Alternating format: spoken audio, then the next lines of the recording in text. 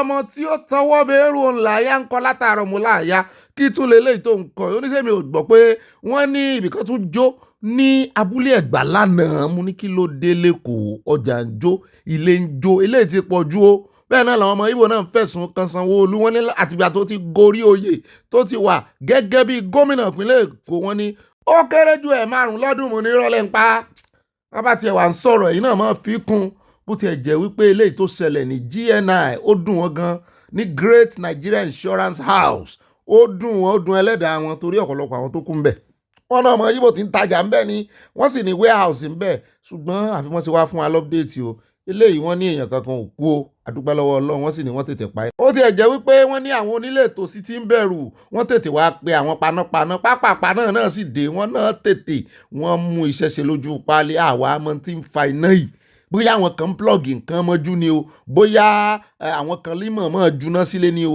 bóyá global warming ni o àyá ní global warming ní ọ̀pọ̀lọpọ̀ rẹ̀ nǹkan àní níbí táǹtì náà wọ́n sá lára sọ̀rì aṣọ tẹ́ fi sùn bẹ́ẹ̀ bá jí báyẹn mọ̀ gbọ́ pàrà. aṣáàdúpẹ́ àgbọ̀ pé èèyàn kankan kú bẹ́ẹ̀ o ẹjẹ́ wa padà sí ti GNI níbi tá a ti gbọ́ tán sọ wípé lẹ́yìn ìgbà tí wọ́n pariwo lé Sanwó-Olú lórí wọ́n ní wọ́n ti bẹ̀rẹ̀ rescue mission wọ́n náà gbé èèyàn kan jáde tí ò ti kú mú ní ẹ̀. ǹjẹ́ kò tí máa ju ọ̀sẹ̀ kan lọ báwọn tí ìṣẹ̀lẹ̀ ti ṣẹlẹ̀ yóò ti lé lọ́sẹ̀ kan láì jẹun láì mú wọn tiẹ̀ ní ìgò ojú ẹ̀ tó wà lójú ẹ̀ náà ló wà ń bẹ̀ kò lè múùfù síbì kankan mo lórí ló yọ bóyá bí tí kinní yẹn wólù bóyá irin ò kàn bóyá gbogbo kinní yẹn ó fàlàfó lẹ̀ déédéé ibi tó ń wà náà làlàfó wà Ọlọ́run kan yọ ni torí gbogbo èèyàn kọ́ lọ́lọ́ lórí kò yẹ ẹ́ rojú rẹ̀ ní ìsìn ìgò ojú rẹ̀ náà kò lè mìíràn kò lè ṣe nǹkan kan fọ́jọ́ méje Ọlọ́run kò yọ òun náà pinnu àti wà láyé ni o òun náà pinnu láti wà láyé ni torí n tó ṣe yìí n tó bẹ́ẹ̀ ò sí ẹlòmíì tí ó ti ní kọ́lọ́ mú un lọ abẹ́rẹ́ òun náà gbé jáde yẹn láì jẹun láì mú láì ṣe nǹkan kan nínú rubbles mírèkù lélẹ́yìí o mírèkù gbáà ni àṣàdùpẹ́ òtún àwọn èèyàn bá lọ gan o ariwo táwọn èèyàn ń parí wípé nígbà tó ti ṣẹlẹ̀ ló yẹ kẹ́ ẹ ti ṣe rescue mission kẹ́ ẹ ti bomi pa gbogbo ẹ̀ kẹ́ ẹ fọ́ gbogbo tẹ́ ẹ bá fọ́ ṣùgbọ́n kí ìjọba ìpínlẹ̀ Èkó kán rèé mójútó ọ̀rọ̀ ọ̀nà yìí ó ti ń pọ̀ ju o da kuma kwamishinoni suke nan mai martaba sarkin jaɗe kuma babana daɗin na yanzu ya zama babana.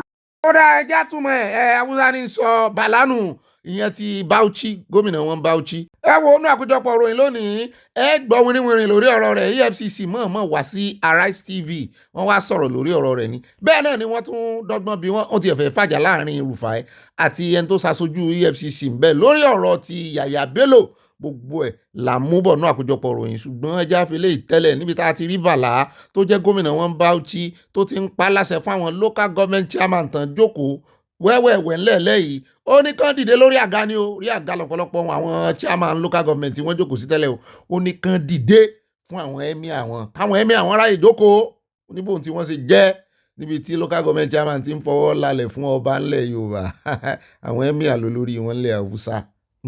ó rẹ̀ jẹ́ wá lọ sórí ọ̀rọ̀ ti Gumi níbi tí arákùnrin tó ti ń sọ̀rọ̀ nípa pé kí ló dé tí Nàìjíríà ò lè mú Gumi kí ló dé gangan kí ló wá ń di ọ̀rọ̀ yìí bẹ́ẹ̀ náà ni nínú àkójọpọ̀ ròyìn lónìí Israel ti sọ̀rọ̀ ambassador wọn sọ̀rọ̀ gbogbo ọ̀nà tán fẹ́ gbà ran Nàìjíríà lọ́wọ́ ó ti já wa sí.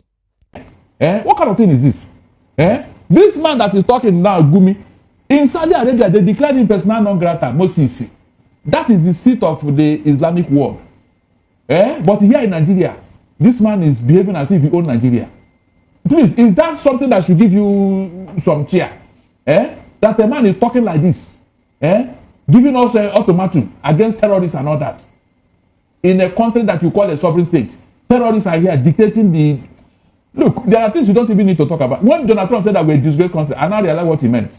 No country what he saw can tolerate this type of nonsense. Seriously. And people are here. You're blaming Donald Trump for whatever. Are you serious? The man is so annoying that he had to come in by force. And Nigerian government and their ability, they are just there. If they had done the needful, will Donald Trump enter here? Why did he go to Ghana? Why did he go to Ghana? Nítorí wá ń dá ìjọba Nàìjíríà dúró kò tí ì yé mi náà o. Ọlọ́run ọba kò tí ì yé mi lórí ọ̀rọ̀ Gumi ẹjẹ́ àkó ń bẹ járe ẹjẹ́ àwa lọ sí ọ̀dọ̀ arábìnrin kan láàrin ìjà níbi tó ti ń sọ fún wa wípé wọ́n ti ṣí bọ́dà, nǹkan ti wálẹ̀, nǹkan ti gbọ̀pọ̀. Mo ní ṣé lóòótọ́ ẹ̀ já mi sí ẹ̀yin ará Nàìjíríà bọ́dà ò gangan bó gangan náà sí ṣé ti bẹ̀nẹ̀ ni. wọ́n ti ṣí bọ́dà o ata ti gbọ̀pọ̀. Bàbá Fatima ọmọ 12. Bàbá èrò ata ti gbọ̀pọ̀, owó ni ìrodó ti gbọ̀pọ̀, báwa ti gbọ̀pọ̀. Come and patronize us. Owó ni we are here. Wọ́n ti ṣí báwa. Don't say I did not update you. Don't say I did not update you. Ẹ tètè wá bá wa rajà o. Ní báyìí ẹ já bọ́ọ̀dì sọ́dọ̀ Ìyálárò ní Yewa níbi tó ti ń fi arábìnrin kan hàn wá. Arábìnrin tẹ̀ ń wò yìí ẹ rí pé ó sùn ti ẹnìkan, ẹni yẹn ti di wọ̀rọ̀wọ́, ara rẹ̀ ò dá, ara rẹ̀ ò lé, ọkọ rẹ̀ sì ni. Wọ́n ló wá ń ṣe fídíò ìgbà tẹ́mi tiẹ̀ ti rí tó ń rọra ń rẹ́rìn díẹ̀, ó yóò mọ̀ ké ni. Orí oxygen ni arákùnrin wà, ó wá ń ṣe fídíò sí àlè rẹ̀ wípé sórí àwọn ti náwó náírà, yóò tó lọ yóò tó kó ẹrù rẹ̀ sí kòtò, wípé òun ni ó jèrè òun ni ó jogún òun, ọmọ ni ó jogún. Wọn lóní tí ń kọ fún àlè rèé. Ìyálárò wá ní Ọ̀gbẹ́ni Bobby ẹ bá ń pe ìpàdé àwọn ọlọ́mọlé kí gbogbo wọn jọkùnrin mọ̀ pé àwọn obìnrin sí o. Wọ́n náà fẹ́ advice wa mú ní gbogbo wa láwà ata ọkùnrin àtobìnrin. Àwọn mọ̀mọ́ mi náà wà ń bí àwa wọn gbé advice. Bó ti jẹ́ pé advice Ìyá Ìlárò ní Yewa ó ní agbára. Àyà ní Ìyá Ìlárò ní kì í ṣe Ìyá Ìlárò. Mẹ́ta ẹ ló kù bí táwọn àgbà. I cannot shoot my wife. I can't marry more than one. I cannot marry two wives. Gbogbo òyìnbó lórí burúkú tẹ̀ ń sọ ẹgbẹ́ ohun tóbìnrin yẹn ń sọ lókè. Ọkọ wà lọ́sibítù pẹ̀lú oxygen nímú. Ìyàwó dẹ̀ tún fọ́tò ọkọ ẹ̀ ó fi ránṣẹ́ sí àlè ẹ̀ wípé I will soon be your own. I will soon be yours for life. Ṣé ọ̀rọ̀ nìyẹn? Ẹ̀yin ẹbí ọkùnrin yẹn mọ́bìnrin yẹn dáadáa ibi tó wá fẹ̀mí ọmọ yín sí ẹ jẹ́ kó mú jáde. Nítorí pé tí ìbáyé pé ó mọ̀ nípa ẹ̀. Tí ọkọ èèyàn fọ́ oxygen tóun tó ń ṣe kámẹ́rà ẹ̀yin ẹ̀yin dókítà ẹ má waste time ara yín. Ẹ jẹ́ kóbìnrin yẹn lọ tọ́jú ọkọ ẹ̀ nílé ẹgbẹ́ fún kó lọ ṣe wájú fẹ́ ṣe. Tó yẹ pé báwọn náà àwọn ẹbí ọkọ ẹ̀ ó máa jẹ òkú yẹn ni. Mi ò rí ohun tó máa fi kún wàá jẹ́ ni. Nítorí wípé ó ti ń fọ́ oxygen mi ó ti di 50-50. Ó ṣeé ṣe ó sì lè má ṣeé ṣe. Ṣùgbọ́n ó ń dákẹ́ báyìí èmi ọmọ ọká àbí kí ni mo gbọ́ tí Ìyálárò sọ. Advice yẹn ó làkó làbò, ó bá kọwájú sí ọ̀tá, ó bá kẹ̀yìn sí ọ̀tá, ó bá kú wọn nìkan dèrò ara rẹ̀ pa o. Condition sọ̀tọ̀ọ̀tọ̀. Ẹ já wá dé àdúgbò yìí níbi tá a ti rí tí àwọn ará ṣọ́ọ̀ṣì bóde. Mo ní kí ló dé sán léjò dé ta ni wọ́n ní rárá o. Àwọn tẹ́ ẹ rí tán lu pọ́npọ́ kù mọ́ ògiri yìí. Wọ́n ní prophetic ni ó wà prophetic. Wọ́n ní pásítọ̀ wọn ló kó gbogbo wọn tàbí ọmọ ọjọ́ mẹ́jọ o. Pé ẹ ń bá fẹ́ kí ìṣòro rẹ̀ kó tán tí ò bá ní bá wọ ọdún tuntun, wọ́n ní táwọn fi ṣe crossover rí. Wọ́n náà sọ wípé kán wá wó ògiri Jericho. Ilé ayé ìṣákìlà ní rí ògiri Jericho náà wó tí wọ́n yìí o. Owó Ọlọ́run ló mọ àwọn tó dá owó ògiri fún ṣọ́ọ̀ṣì yìí o. Tán dá owó nínú sweat wọn. Lèyàn kan wá lọ ń fi ògiri tán dá owó fún tán ṣe tán mọ. Àwọn kan lóru pọnpọ́n, àwọn kan lóru sìmẹ́ǹtì. Ó ṣeé ṣe kó jẹ́ pé bricklayer tó ṣe gan ṣọ́ọ̀ṣì ní lọ tí ò gbowó. Ẹ wá wo ohun tó ṣẹlẹ̀. Àwọn yẹn wọ́n á lọ dáwó. Àwọn kan ní wọ́n tún ògiri yẹn mọ́ o. Àwọn kan náà ni ó tún forí kó o. Ó sì ṣeé ṣe kán tún wò padà pé ògiri Jericho bóyá ọdọọdún náà fi wo àbùsù mẹ́fà. Ẹ mọ̀ sí ń gbọ́ o, èmi ò sọ pé kò sí prophetic o, torí prophetic ń gbà míì. Ẹni tí Ọlọ́run máa fi òpè, ó máa fi yí ọgbọ́n po ni. Ṣùgbọ́n ó ti di ẹ̀gọ́. Wọ́n ti mú ọmọ Nàìjíríà lẹ́gọ̀. Bọ́lọ̀ ń bá ń bọ́ sọ bó bá rán èèyàn sí ọ yóò ti kọ́kọ́ tẹ́lẹ̀ dè ọ́. Bẹ́ẹ̀ ni bọ́lọ̀ ń bá rán prophet sí ọ yóò ti kọ́kọ́ ta ìwọ gan lólobó pé òun rán èèyàn bọ̀ wá fún Ọlọ́run mọ bí ṣe ń bá yẹn sọ àfi tí ìwọ gan ò bá sí lójú fò.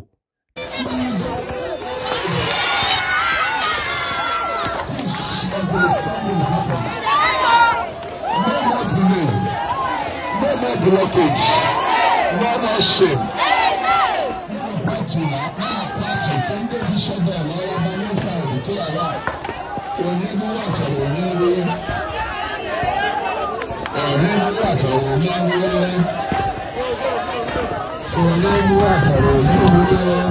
Aya mi lóhun ò bìlífù pé ògiri ṣọ́ọ̀ṣì wọn ni.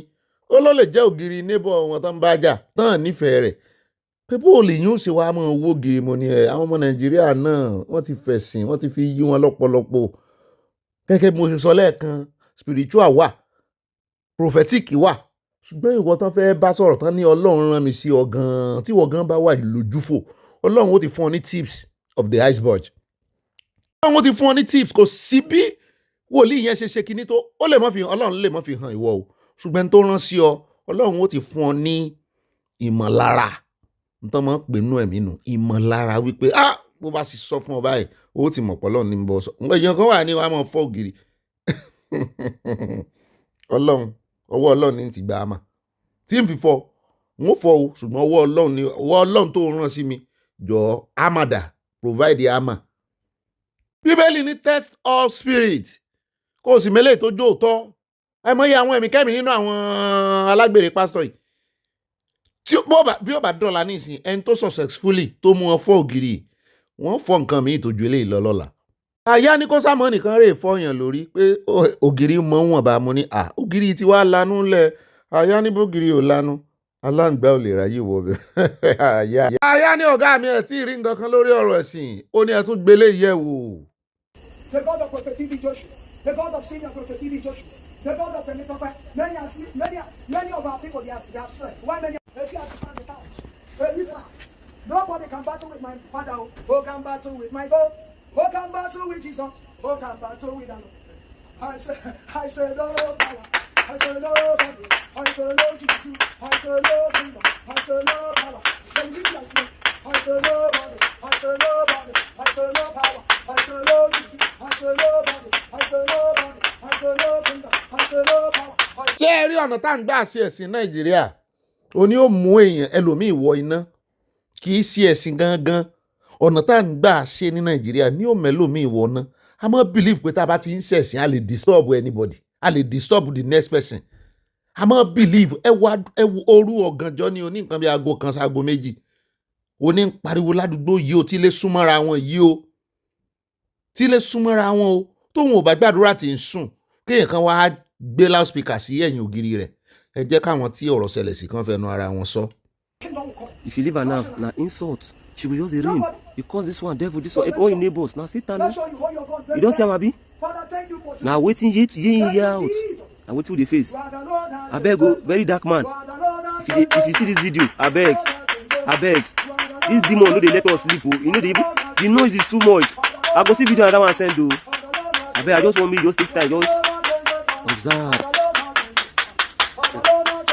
Mo ti ń wo ọkàn yín kílẹ̀ ń rò ẹni Ọ̀gbẹ́ni Bobby yóò láìkè àdúrà bí ṣèbá àdúrà ní gbà imagine ká ní gbogbo irú arákùnrin tí ń sọ̀rọ̀ yẹn ká ní Island ni ó lọ ti resume iṣẹ́ kó sì jẹ́ pé Kòròdú ni bí ìwà ó sì gbọ́dọ̀ jì ní nǹkan bí aago 7 àárọ̀ láti meet up láti wọṣẹ́ láàárọ̀ tí ò ní sùn ju bóyá bí 3 hours àbí 2 hours lọ. Ta ló ṣe wá báyìí láfíríkà?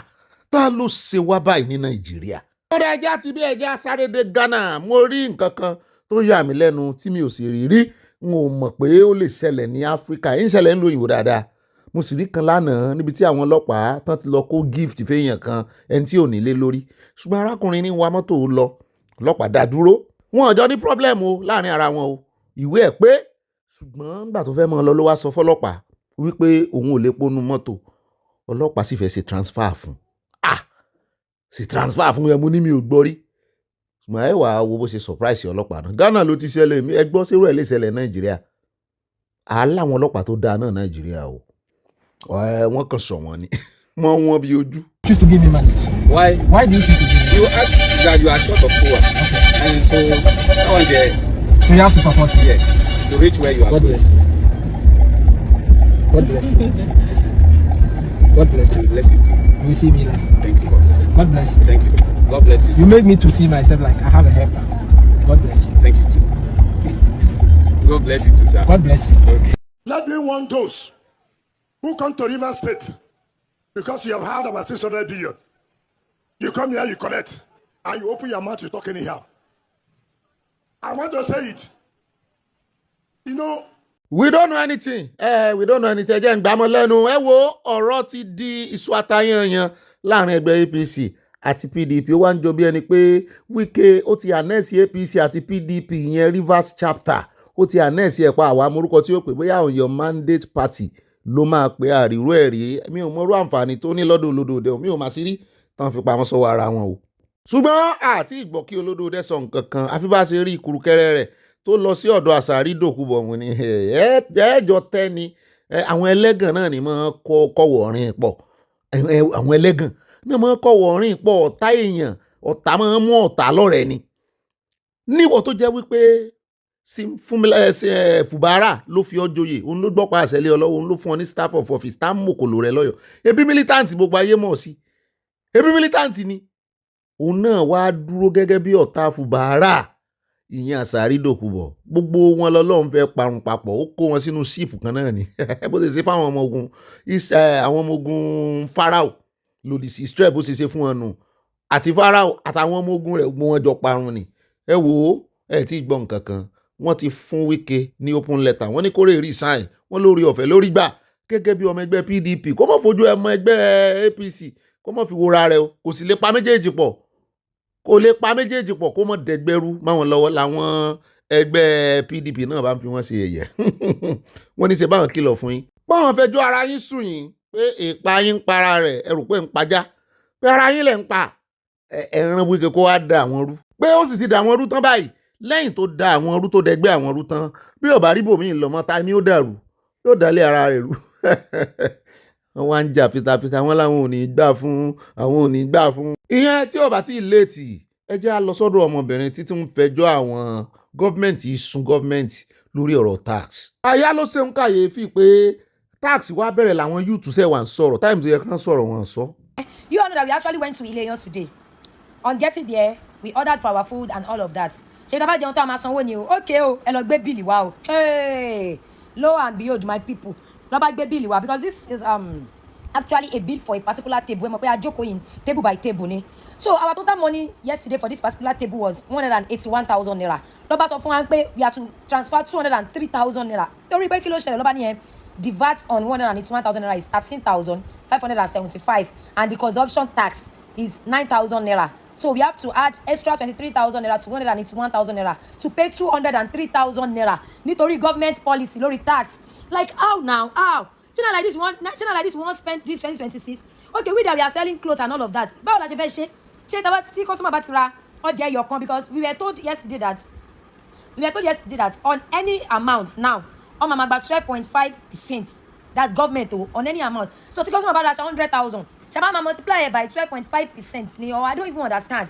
Ààrẹ ènìyàn o nígbà tá a bá ń sọ fún wọn kán tójú bọ ọ̀rọ̀ bó ṣe ń ṣèjọba Nàìjíríà wọn aláwọ̀ ará diaspora ariwo wá pọ̀ mọ̀kànmọ̀kàn lóye kàn ó dé bolúgbọ́n ó mú mọ́ra ni ó dé bá àrẹ̀sà ó mú mọ́ra ó dé bọ́rọ̀gùn léèlà inú ó mú mọ́ra ni o very dark man tẹ́sí lé tẹ́lẹ̀ lọ ké gbàjarì bá ó náà ti sọ pé àwọn pè yín títí pé kẹ́ ẹ jẹ́ káwọn dá wọn lọ́wọ́ kọ́ ẹ gbà òǹkálùkù ń bá ìṣe rẹ̀ lọ kò kàn mí wọ́n lòun ló ba Nàìjíríà jẹ́ ẹ wá ń pariwo ìlà ìlò ní ìsìn ó mọ̀ tó mọ̀ tí ń jẹ́ VAT ẹ̀yin tẹ̀ ń taṣọ ẹ̀ lé bá VAT lọ́wọ́ àwọn èèyàn àwọn tí ń tó ń jẹ ló lè gbà o.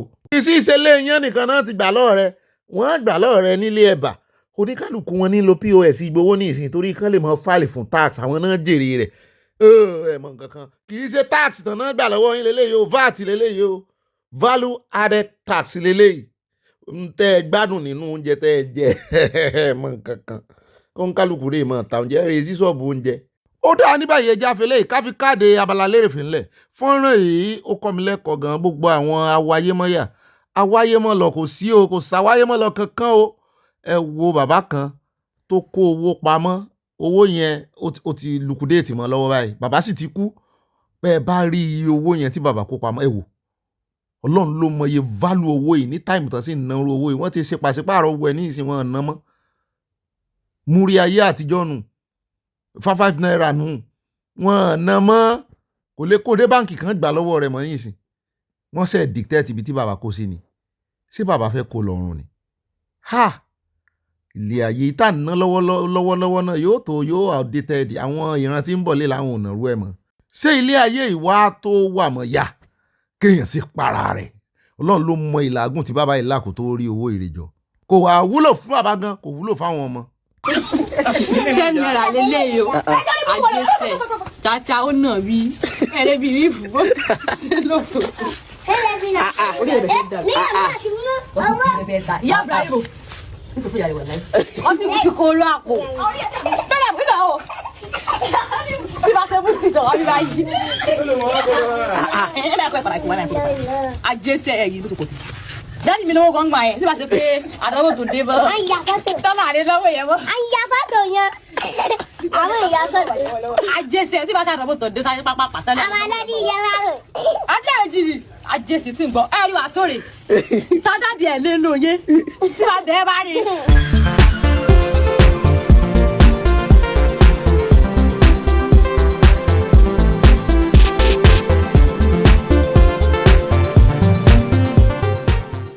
ọkàn mi kọrin kò kọrin ọpẹ́ jó sọ́tún sósì sólúwà o tòrọ̀lá rẹ béèrè orin mi ní gidi ganṣẹ́ tí n bá ṣe báyìí ara mo dá sátóbi ju ìwọ ńkọ́ ọkàn mi kọrin kò kọrin ọpẹ́ jó sọ́tún sósì sólúwà o tòrọ̀lá rẹ béèrè orin mi ní gidi ganṣẹ́ tí n bá ṣe báyìí ara mo dá sátóbi jù sódì àfọkàn mi kọrin kò kọrin ọpẹ́ ó yá jó sọ́tún sósì sólúwà o torí ọlá rẹ ń béèrè orin mi ní gidi ganṣẹ́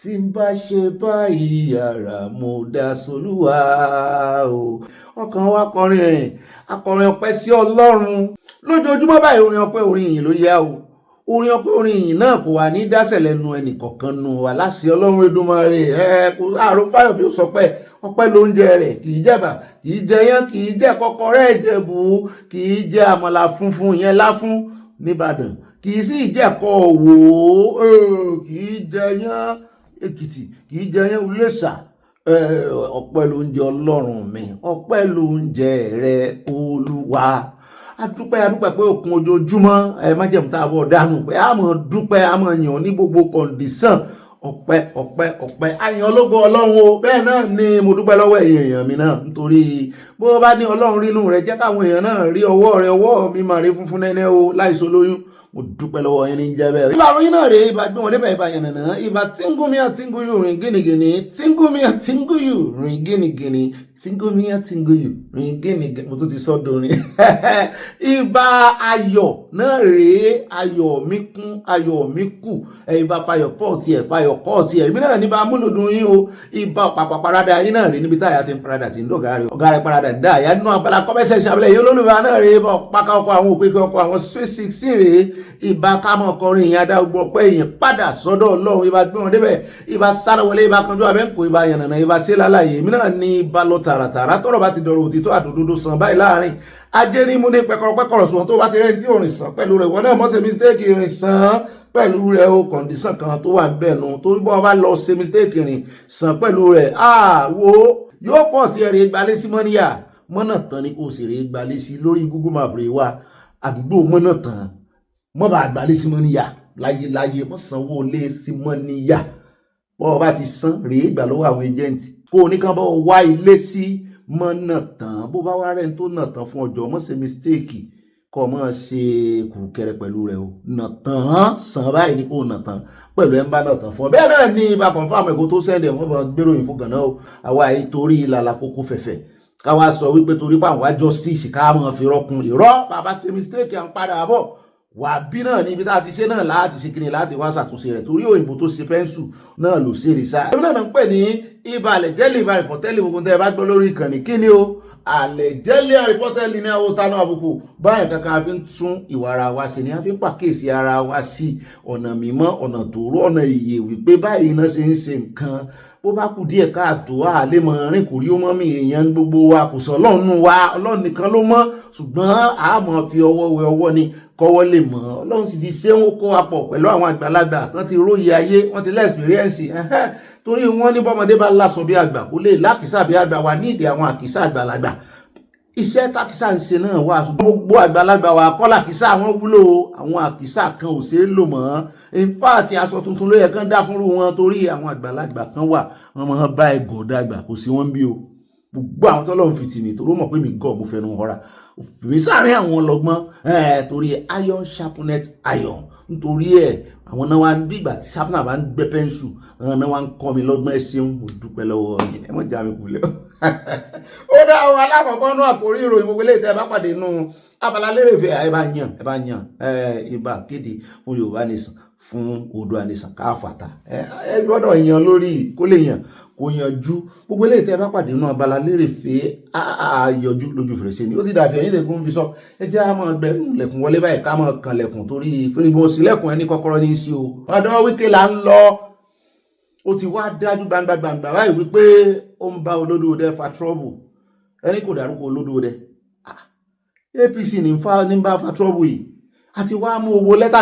gbọ̀nà àṣìlẹ̀ tá a mú alánà àṣìkìtì ẹ̀ ṣe kékeré ni lẹ́tà tí national secretary àwọn APC kọ sí tó ní ó fi tiẹ̀ ṣe tiẹ̀ kì í sọmọ ẹgbẹ́ àwọn kò sí bó ṣe lè láìkí olódòdẹ tó àwọn ọmọ ẹgbẹ́ àwọn ní first priority àwọn ó nìkan kọ́ ni ó kọ̀ láìkí olódòdẹ àìmọye àwọn èèyàn tí ò sí inú ẹgbẹ́ àwọn náà tán láìkí olódòdẹ náà ọmọ Nàìjíríà kí wá ní tiẹ̀ tó ń fìkan gbà kan lọ́wọ́ olódòdẹ ṣé wọn nìkan ló kọ̀ láìkí olódòdẹ ni ṣé bí Fáyọ̀ṣe náà wà ń bẹ ọmọ ẹgbẹ́ PDP ni òun náà láìkí olódòdẹ ó dìbò fún olódòdẹ ó gbà fún olódòdẹ kí ló wá dé tóun ò ṣe yẹn bí ọkà kí ló dé tí òun ò fojú ẹni tó ti wà ní tó gbàjọba lọ́wọ́ rẹ̀ tí ò fojú ẹ̀ gbolẹ̀ ṣé wọn nìkan ló wà láyé ni kí ló dé tí gàlégàlé rẹ̀ wá pọ̀jù ẹ̀ náà bá wá fọ́nrán ibi tó ti sọ wípé wọ́n ti bí léèrè nígbà tí ààrẹ Tinubu wọ́n jẹ gómìnà nígbà tí ààrẹ Tinubu ò ti dórí ipò àwọn ni bàbá àṣàlẹ̀ lẹ́kọ̀ọ́ Ambode ló wà lórí òye sì mọ̀ pé ó ní bó ṣe jẹ́ bí ọ̀rọ̀ Fubara àti Wike náà ni ọ̀rọ̀ Ambode àti Tinubu ṣe jẹ́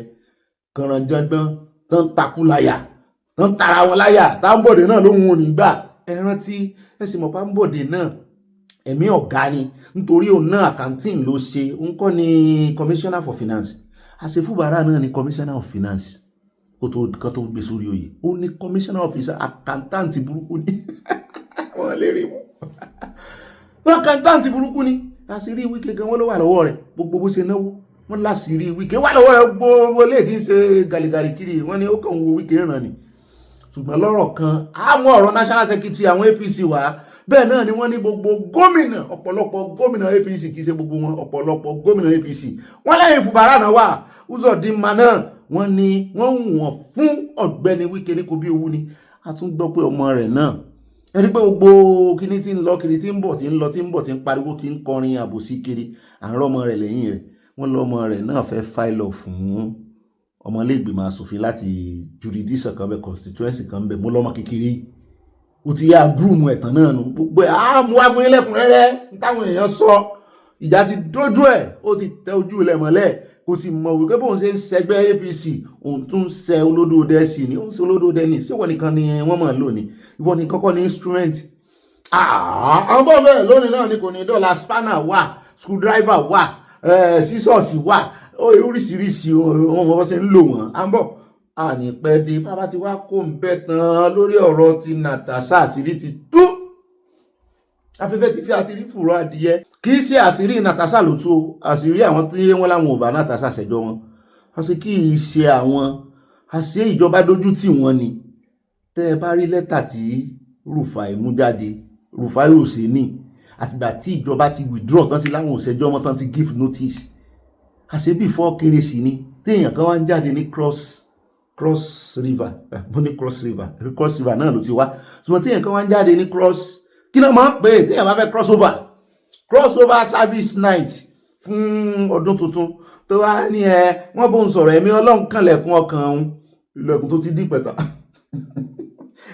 wòlíì kan ni òǹdọ́rọ̀ rẹ̀ ní ṣọ́ọ̀ṣì torí òun ò ṣẹjọ́ òun withdraw gbogbo ẹjọ́ tí wọ́n ní federal government withdraw àmúlẹ́tà yẹn wà kà sí létí àwọn aláòbí àṣẹ Ọlọ́run gbèjà Natasha kan Dubai ọkàn rẹ̀ rìn ní àwa kò ń bẹ̀rẹ̀ àdọ́dọ́ àwọn àjọ EFCC lọ́ba náà wá ganu sí Mike wípé kí ló dé tẹ̀ ń fòrò ẹ̀mí àwọn èèyàn sórí pé wọ́n jẹ́ opposition ẹ wo kọmíṣánná Bàlá tí ń ṣe bálabàlá kiri ẹ̀yin náà lẹ sì fà á ẹ̀yin lẹ fà lágbádá tí fi ń ṣe bálabàlá kiri ń pòyì òyì ń pọ̀ ẹ̀wọ̀n pé bẹ́ẹ̀ bá ti pòyì jù ò ní ọmọ sí bá ọmọ rálẹ̀ mu ni ẹ fílẹ̀ mú nítorí wípé ẹ fẹ́ kó ń defect sínú ẹgbẹ́ APC ní àwọn ẹni tó wá ṣàgbẹnusọ bá ní kí ni sáwọn wá jẹ́ ẹgbẹ́ pòlítíkù ni pé kán má dárúkọ àwọn mọ́ o ó mọ̀ bẹ́ẹ̀ dìjà wípé àyá ní òdìjà àjọ rí mọ̀rúfà ìfojú ẹ̀ gbolẹ̀ wípé bó lẹ ṣe ń ṣe báyìí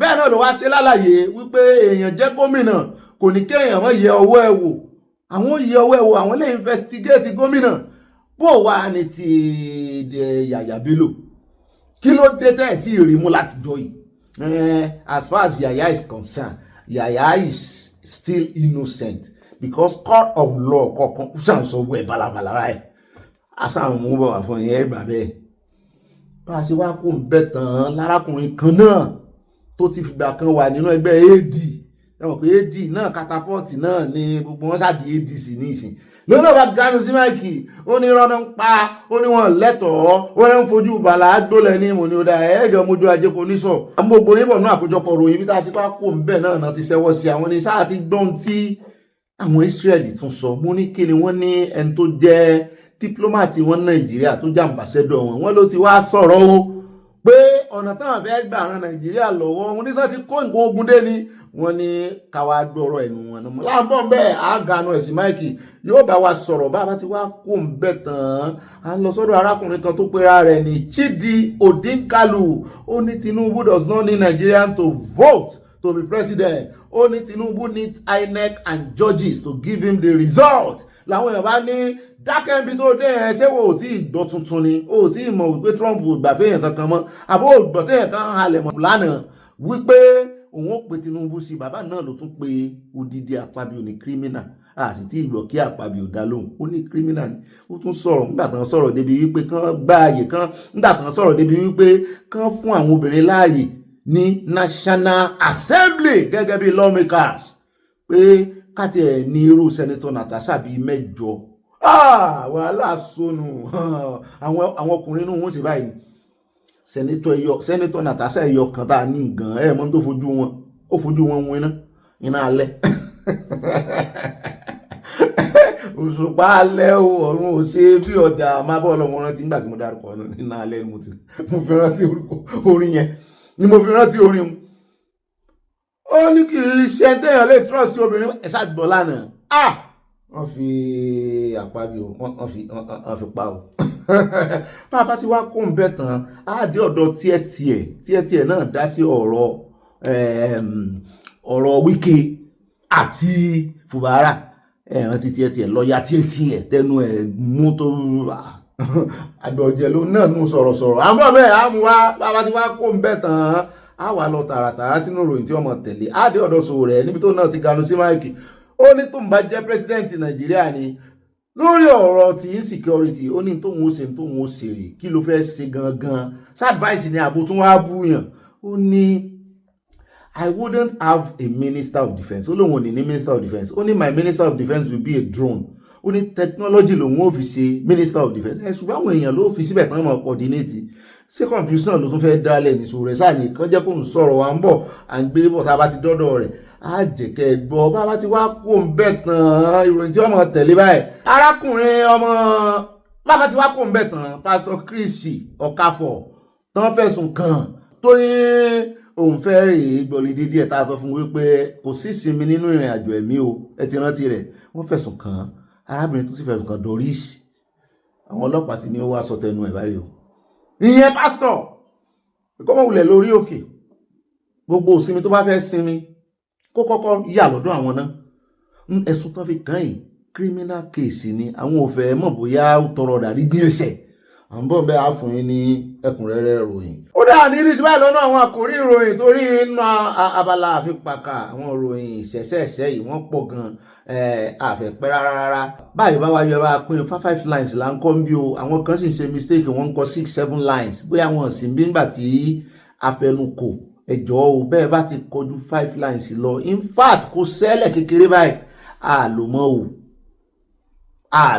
o kẹ́ mọ́ sọ pé àlò kọ́mẹ́ǹtì yín o bó bá ti kọjá kó dà kó ṣe love ló kọjá 5 lines àlòmọ́ o yóò yá kò ní yẹ ẹ lẹ ó ó dá àwọn ẹja ya fọ́tò wa o abala àfi pàkàlà ń lọ báyìí o ẹ ṣe pàkà ẹ ló ti yájú mò ń ṣe ni èmi náà fi yín sí rìn ni ó yẹ ẹwẹ̀yẹ ẹ ṣe Mushin ọlọ́ọ̀ṣà ẹni Mushin nìkan là ń ṣe àdúgbò wo ni ká ló ṣòdì ó dá ẹja lọ Ọjọ́ta my 12 ok ká lo inú Èkó ká lo Ọlọ́bùn ẹja lo Oro Ajé Oro Àjẹ́ àbí ká lo Òṣùrà àbí ká lo Pangrove ok ká lo Nípànù Mushin ní ká padà sí ọ̀dà merry-go-round ẹ ṣe Mushin alágo méjì alágo mẹ́ta lórí àyà ló dárúkọ alágo méjì ẹ̀mọ́dá ló ó yá ẹ ṣe Yaba Òyìnbó àfi pàkà yóò ya kò ní yẹ̀lẹ̀ à ń bá eré fàájì wa lọ o à ń bá eré àníyàn wa lọ lórí wẹ̀dẹ́ o a fi wọ́n pa wẹ̀dẹ́ àti wẹ̀dẹ́ alákọ̀ọ́kọ́ nù ròyìn tòní ẹjẹ́ àkọ́kọ́ kíra wa kú oríire torí àwọn agbábọ́ọ̀lù Nàìjíríà wọ́n fẹsẹ̀ wọn sẹ̀ pẹ̀lú agbábọ́ọ̀lù ẹgbẹ́ wọn akẹgbẹ́ wọn ní Mozambique wọ́n sì nà wọ́n àmì ayò 4-0 wọ́n nà wọ́n fẹ́ já létí 4-0 adúpẹ́ lọ́wọ́ Ọlọ́run ló Símẹ̀ àti Adémọ́lá Lukman wọ́n pàṣì síra wọ́n pàṣì sí àṣàdùpẹ́ ṣùgbọ́n nǹkan kan fẹ́ ṣùgbọ́n ọ̀rọ̀ sọ̀rọ̀ láàrin wọn lórí field lórí pápá wọ́n bá fẹ́ mọ́ ta omi àtàsíra wọn lójú Símẹ̀ ló tiẹ̀ kọ́kọ́ lọ bá Lukman pé ó pàṣì sóhun ni ó ṣe kíní kan ni mo gbọ́ ogun tó ń sọ ń tààràtààrà ṣùgbọ́n àwọn èèyàn bá kẹnu bó Símẹ̀ pé kí ló dé ìbínú ẹ̀ náà ni mọ̀ jẹ́ kí àsọtẹ́lẹ̀ burúkú kó ṣẹ lórí rẹ̀ ó sì mọ̀ pé àwọn primate kan wọ́n dúró ń kọ́nà wọ́n ń sọ ìṣe rẹ̀ nìkan wọ́n ẹ̀kọ́ wọn ti lọ tọ́ nǹkan látàn fi ń sọ̀rọ̀ sínú ayé rẹ̀ pé kó o sì bọ́ọ̀lù gbà àbí kó o sì ṣe mọ́ sì ṣe o ìwọ náà mọ́ try kó o mọ́ knock down ìbínú rẹ̀ wọ́n bá ti rántí sẹ́rí èmi mọ́ rántí Tinubu bá ti bí mi mo mọ́ visualize wípé ìbínú ní kíní nọ́ọ̀bù tó mọ́ fi yí volume wálẹ̀ volume rédíò gbogbo àwọn bàbá wa tó bá ti mọ́ lo rédíò alágbèéká láyé ìgbà náà mo máa rántí kó máa ní bọ́tìn volume tẹ́yìn máa yí wálẹ̀ picture yìí bá gbogbo àti bá bínú báyìí picture kìíní yẹn ni máa wá sọ́kàn mi wọ́n yà wá yín wálẹ̀ lọ́kàn mi máa wá wálẹ̀ kò sí bínú ṣẹlẹ̀ bí mi tó tí n bá ti rí picture nọ́ọ̀bù yẹn pé ìbínú náà ní bọ́tìn yín òkè yín wálẹ̀ wọ́n yà yín wálẹ̀ tèmi so wọ́n wá ń gba Osimhen níyànjú yẹn Victor Osimhen pé kó rọra máa bínú arákùnrin náà àti wípé wọ́n ní tí èèyàn bá ń fẹsẹ̀ wọn sẹ̀ téèyàn sì ti win tó ti ní 4-0 kí ló tún wá ń ká ọ lára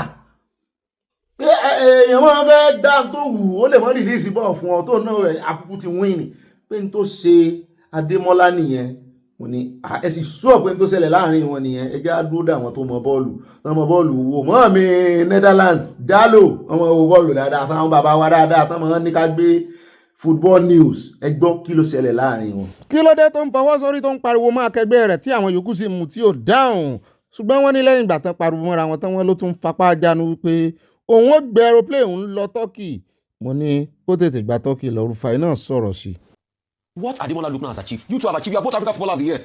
Why are you doing this? Put your hand down. Then the next thing you drop your accreditation. At first, please, this is how we can bring in discipline. The only way Osimhen should be allowed back into that team is after he apologizes to his teammates. Yeah, things will go south. When a child misbehaves, you don't throw him away. And that's the more reason Dr. Abasi, why he should apologize to his teammates. And what he should apologize for is him throwing his accreditation and saying, I'm done, he wants to go to. He should go to Turkey. They should rent private jet for him to go. Are you God? Who will pay for that? Are you God? If he goes, and they win the Nations Cup behind him, which I want them to win, that's when he will know that you're not indispensable. What is it? You are there today. People were there before you. Yeah, I know players have teeth. Rashidi Yekini had his own too back in the days and all of that with ball service. Yes, it's for the moment. But once you carry that with your teammate, you are your teammate, you are not his God. You're not first among equals. Osimhen, Bono, Malo, Turkey.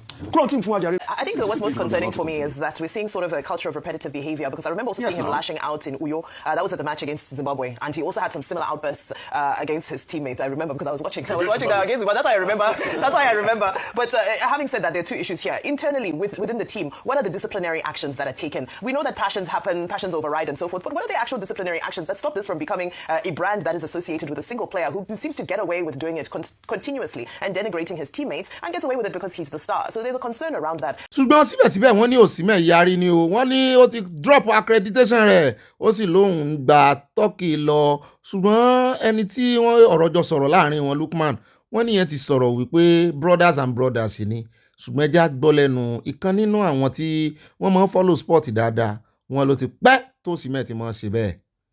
They are used to him, Timberland. They are used to him. That's Victor Osimhen for you. While it needs to be, I'm telling you, while it needs to be better managed, they also need to talk to him. But they are used to him. They see a lot of it in training. Timberland. Sometimes Victor Osimhen just picks a quarrel and just goes off, and they will just tell him that he will calm down. Don't worry, he will calm down. But the good thing about it is that immediately after he's had those sessions, he calms down, and you will never know they happen. Because he blends and everything will go well. Just look at yesterday's game. It was all over Ademola Lookman, celebrating the assist that he gave him to score goals. Hugging, jumping, carrying everybody. And then there was a spat between Osimhen and Bruno. Osimhen was probably asking for the ball, and Bruno gave it to someone else. And Ademola Lookman now told him, Victor, calm down. And then he faced Lookman, like he was the one that he was quarreling with. So they know him, but it's not an excuse for Victor to go on with that kind of behavior. But I'm sure it is sorted, and the coaches will manage the situation, because we are in a tournament setting. You don't want anything to disrupt the rhythm that the team has built. So they understand him, and I'm sure that issue has been sorted. And this is not the first time in this tournament that it is happening. Yeah. You remember the Tunisia game when he was quarreling with the assistant referee, and he was telling him, "Now I've scored a good goal. Let's see whether I can disallow this." You remember? And maybe also talking to the Tunisian bench, and all of it. But that's Victor for you. It will be sorted, but that situation needs to be better managed. But I know these boys very well. They'll probably laugh over it. If you've been seeing a lot of their videos, Chukwueze and Basi, carrying over what happened in Fulham, when Basi was in a position to pass the ball to him and then balloon the ball. And Chukwueze was saying, you ballooned it like an amateur player. And at this AFCON, Chukwueze had an opportunity for a free kick, and he ballooned it. And Basi retaliated by saying, that free kick, you ballooned it like an amateur player. So they are used to the banter. Nigeria sá ti jáwé olúborí, wọ́n na Mozambique. Àmì ayò 4-0. Ẹ jẹ́ á kó ńbẹ̀. Ẹ jẹ́ á wá dénú ìròyìn tí ọmọ tẹ̀lé. À ń lọ sí ilé-iṣẹ́ náà. À ń lọ sọ́dọ̀ mínísítà torí méjèèjì la fẹ́ kó pọ̀. Àwọn méjèèjì tá à ń sọ̀rọ̀ rẹ̀ àti Lukman yìí náà torí wọ́n primate ní Lukman ò ní score. Ó sì ríran sí Osimhen náà rí. Ó tún ríran sí ẹni tá a fẹ́ mẹ́nu báyìí. Minister of Power. Wọ́n bá fẹ̀sùn kàn mọ́ ní àbọ̀rọ̀ primate ló tún ṣe lọ́dọ̀ mínísítà. Àyálẹ̀sùn ni wọ́n fi kàn náà, kò sí mínísítà tán lè fẹ̀sùn kàn. Wọ́n ní allegedly wọ́n ló divert 128 billion naira owó power ní Ministry of Power. Wọ́n ní promises full cooperation with lawful probe. Wọ́n ló ti sọ wípé òun máa fọwọ́sowọ́pọ̀ pẹ̀lú àwọn àjọ ìjọba àti àwọn agbófinró tí wọ́n bá fẹ́ bí òun ní question pé òun bá Ọláńlé ní àwọn ti lómi nínú kójò tó rọ̀. Àwọn wo ló ń ṣe gbogbo eléyìí? Àwọn wo ló ń ṣe gbogbo kùrùkẹrẹ yìí? Lè bówó ìjọba lọ́wọ́ ọ̀hún. Ẹ lọ wọnú ìwé Auditor General Nàìjíríà, owó ìtìmíìsì kò ń tó jẹ mínísítà. Liability tó ń bá ń lẹ̀ ní kì í sọwọ́ ọ̀hún ló ti ṣẹlẹ̀. These explanations for the minister does not solve the issue at hand, which is the issue of lack of transparency and accountability, and that a lot of money, Nigerian money, public funds are missing. At best, what the minister said puts some context into the timelines for when the funds are missing. But this is clear already. The Auditor General has been very clear in its report that this relates to the 2020-2021 financial year. And that is because that is contained in the 2022 Auditor General's report. But that does not mean that Nigerians know where those funds are. It doesn't mean that we've gotten the benefit of transparency and accountability. And most importantly, it means that these funds that are missing remain missing, and Nigerians suffering for it. Ó dá ẹja sún síwájú sunsun láyé gbà ẹja wá dé inú àbájáde EF náà pé educational first. Wọ́n ní Nàìjíríà ti jáwé olúborí pé láàrin gbogbo àwọn ọmọ adúláwọ̀ pé òyìnbó Nàìjíríà ó dúró déédéé. Mo ní ṣe mọ́ ní Ghana wọ́n gbé òyìnbó jù wá lọ. Wọ́n ní irọ́ ni. Wọ́n láwọn alágbé number 5. Mo ní number 5 ẹgbẹ́ number 5 náà sì ní bẹ́ẹ̀ bá báwọn ọmọ yín bá fẹ́ lọ UK wọ́n á tún ní kán wá ṣe IELT wọ́n á ní kán àwọn exam use of English so yẹ kó rí bẹ́ẹ̀ èyí lẹ́sì gbé number 5 mú lẹ́yìn náà ló yẹ ká gbé number 1 níbi tẹ́ ṣe ibùdé inú yín wá ń dùn ayọ̀ yín ń kún ẹ fẹ́ ṣe pàtí lórí ẹ̀ pẹ́yìn ní number 5 tẹ́ gbé ọtẹ́ gbọ́ English jù láfíríkà ó mà ṣe o ẹ̀ lédè orílẹ̀ tí ò bá ti ní èdè ẹ̀ lè pẹ̀lú orílẹ̀-èdè tó wá yẹ kán gbé yín gẹ́gẹ́gẹ́gẹ́ Commonwealth náà wọ́n fojú yín gbólẹ̀ ẹ tún ṣe test wọ́n tún fi yín pawó globally wọ́n ní 29 mo kàn ń wò wọ́n báyìí ni pé ọjọ́ wo láàárí tán mọ́ sọ wípé nínú èdè Yorùbá orílẹ̀-èdè kan tí ì sí orílẹ̀-èdè Yorùbá òun ló gbégbá orókè òní number 1 àwọn kan lèdè wọn ń lọ yìí o ló ń lọ fà yìí o ẹ̀yin ń wòra yín ran láìdẹ̀ntítì mọ̀ pé dé èèyàn láìdẹ̀ntítì èèyàn ni lè mọ́kànlá sójú èmi náà sì lè mọ́kọ ṣùgbọ́n èdè wa akọlà sóhùn abẹ́ẹ̀rí lànà ohun mi báyìí fíìlì ìlà nínú ohun mi ṣé mo lè ṣe báyìí sí èbò bó ṣe dùn tó yìí lẹ́nu ẹgbẹ́ èbò sí níwájú ẹ̀yin ẹgbẹ́ èbò wa gẹ̀bí bí n bá ní sórí èbò kodò ṣùgbọ́n yóò bá kan ta mí pẹ́pẹ́ lójú oorun báyìí nídìí àti mọ́ ronú sí ká tó sọ ẹ wò àti ìmọ̀ tí ń ṣe àwò èèyàn bá ti mọ iye ara rẹ̀ ṣé wọ́n wá gbèrú kíní ẹ̀ dé Italy bí báyìí Italy ò tiẹ̀ ní í sí lára wọn mi ò tí ì rí country tó máa wà lára wọn ní Europe tó náà gan-an ìdè wọn náà gbé sórí ẹjọ́ àtẹ̀síwájú jàre ẹjọ́ àdọ́dọ̀ Fáyọ̀ṣe ń kìlọ̀ ìyẹn ìṣẹ́gbọ́n o ìyẹn Isaac Fáyọ̀ṣe ọ̀rọ̀ tó sì sọ yìí ó make sense ó ní ìgbà yìí ní ìgbà àkọ́kọ́ nínú ìwé ìtàn Nàìjíríà pàápàá jùlọ l'Àbújá tí àwọn aláṣẹ tán máa ta ibi tí ó yẹ kán fi ṣe ibi táwọn ọmọ kékeré ti ń ṣeré àwọn parks àwọn recreation land pé wọ́n wá ń sọ́dowó wọ́n náà ń ta èyí tó wọ́n ní ó wọ́n tó 15 billion naira wọ́n wá ń ta wọ́n convert ẹ̀ sí residential area mo ní sọ́sì dàbẹ̀ nínú gazette ilẹ̀ ibi tó yẹ kán ọ̀tọ̀ ní residential area ọ̀tọ̀ ní agricultural area ọ̀tọ̀ ní gbogbo àwọn nǹkan amúlòdùn tán máa ṣe sínú ìlú yẹn bus stop ibi tó yẹ kó wà ibi tó yẹ kí parks wà táwọn ọmọ ti rè mọ́ ṣeré ibi tó yẹ kí museum wà ibi tó yẹ kí field wà kò sí nínú parks gan nínú parks field wà nbẹ̀nbí mi ò lè ka parks tó yí wa ká ń bì láwọn parks tó yí wa ká mi ò lè kà Nàìjíríà lọ́mọ tí wọ́n ṣeré káàkiri inú ilé ẹ̀lẹ́rọ ọmọ ò ṣeré inú ilé mi ọmọ ṣeré kiri èèwọ̀ kámọ́rì ní Paul wí ọmọ wọn ṣeré kiri inú ilé ìyọ́mọ parks ń lọ parks ni ó dá o ẹjẹ́ agbọ́rọ̀ lẹ́nu ẹ bá ń tẹ̀sí ó lóun máa tú àṣírí máa fún analyst ṣùgbọ́n eléyìí tó sọ iná àṣírí ńlá ni. This is the first time in the history of our country that people will be stealing Abuja land and they will be selling it openly. In fact, they just released one Ugo from EFCC on the 23rd or 22nd. EFCC, if I'm lying, come and defend yourself. 15 billion, they converted green area that is meant for all of us in Abuja. They converted it to residential. They sold for 15 billion. They sold one for 12 billion. There is one for 6 billion. In the coming days, I'll be releasing some damaging, incriminating, and Jay's Bank, where the money transacted from, all the things are there for you to verify. This is the first time in the history of our country that people that were put in a position of authority are now converting our land to money. They cut it and sell it. The land that belongs to the people, they cut them, sell, collect garden, green areas, collect them, sell for billions, one for 6 billion. They just released Ugo. They just released him from EFCC. They are covering this matter. Look at the documents. Look at the date of allocation. Look at how much was paid. Look at how much was paid. Look at the time they gave them C of O, R of O. Gardens that belongs to you and I. People that they put in position of authority to come and work for us are now converting our land, our green areas. In billions, they were selling in billions through their agents, and they are collecting. Some, they even took them to court. Some, they took them to court to refund. They took them to EFCC to refund money back. FCT, we are in a total mess. Our land is completely gone. Green areas are now being converted. They lied to Mr. President. They said to Mr. President that touts are using the green areas to commit crime.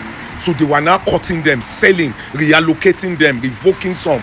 As they sell one for 6 billion, one for 2 billion, one for 15 billion. Now 12 billion reach the Oga Patapata account. And a lot is happening in FCT. I will be releasing some damaging, incriminating documents in the coming days. You guys will be shocked. We have never seen FCT like this since I've been in FCT. Nejati law. Our green areas are gone. In billions, they were selling. In billions, they just released will go for EFCC. If I'm lying, EFCC chairman, come and defend it, I'm lying. They released will go few weeks, few days to Christmas. More is coming. Don't worry. Oh no, let's go. Èmi sì mọ̀ pé Wike ní ń bá wí. Wike rò pé òun lágbára, òun lè ṣe tán. Kódà, à ń bọ̀ lórí ọ̀rọ̀ rẹ̀. Ẹ jẹ́ á kó ń bẹ́ o, ẹ jẹ́ á wá dé Iran.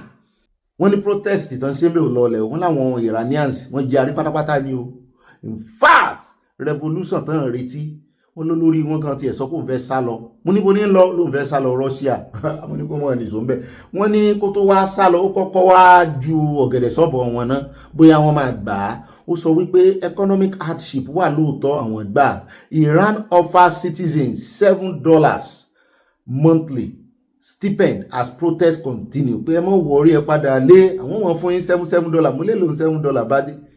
Mo fún yẹn Nàìjíríà gan èmi ò mọ iye owó wọn ní Iran o tó bá ṣe exchange rate yẹn ní Nàìjíríà gan èlò ní $7 wọ́n wá ní oṣooṣù kí ló fẹ́ dà gbàtẹ́yìn jàjà jihadis ten kó gbogbo owó ẹ fẹ́ fara pẹ́ Amẹ́ríkà ẹ lè náwó tí Amẹ́ríkà ná sórí nǹkan ogun sanction lọ́tún lọ́sì wọ́n gbé kò yín abẹ́ ìgbọ́gbọ́ ọ̀rọ̀ tí bàbá Mudir Mọ́ríkà sì sọ lánàá pé ẹ̀yin bá yé jẹ́ àwọn kan tún ayé ṣe ẹ̀yin jókòó sí di ọ̀tẹ̀ ṣé ẹ ti dúró bọ̀dà sọ̀tà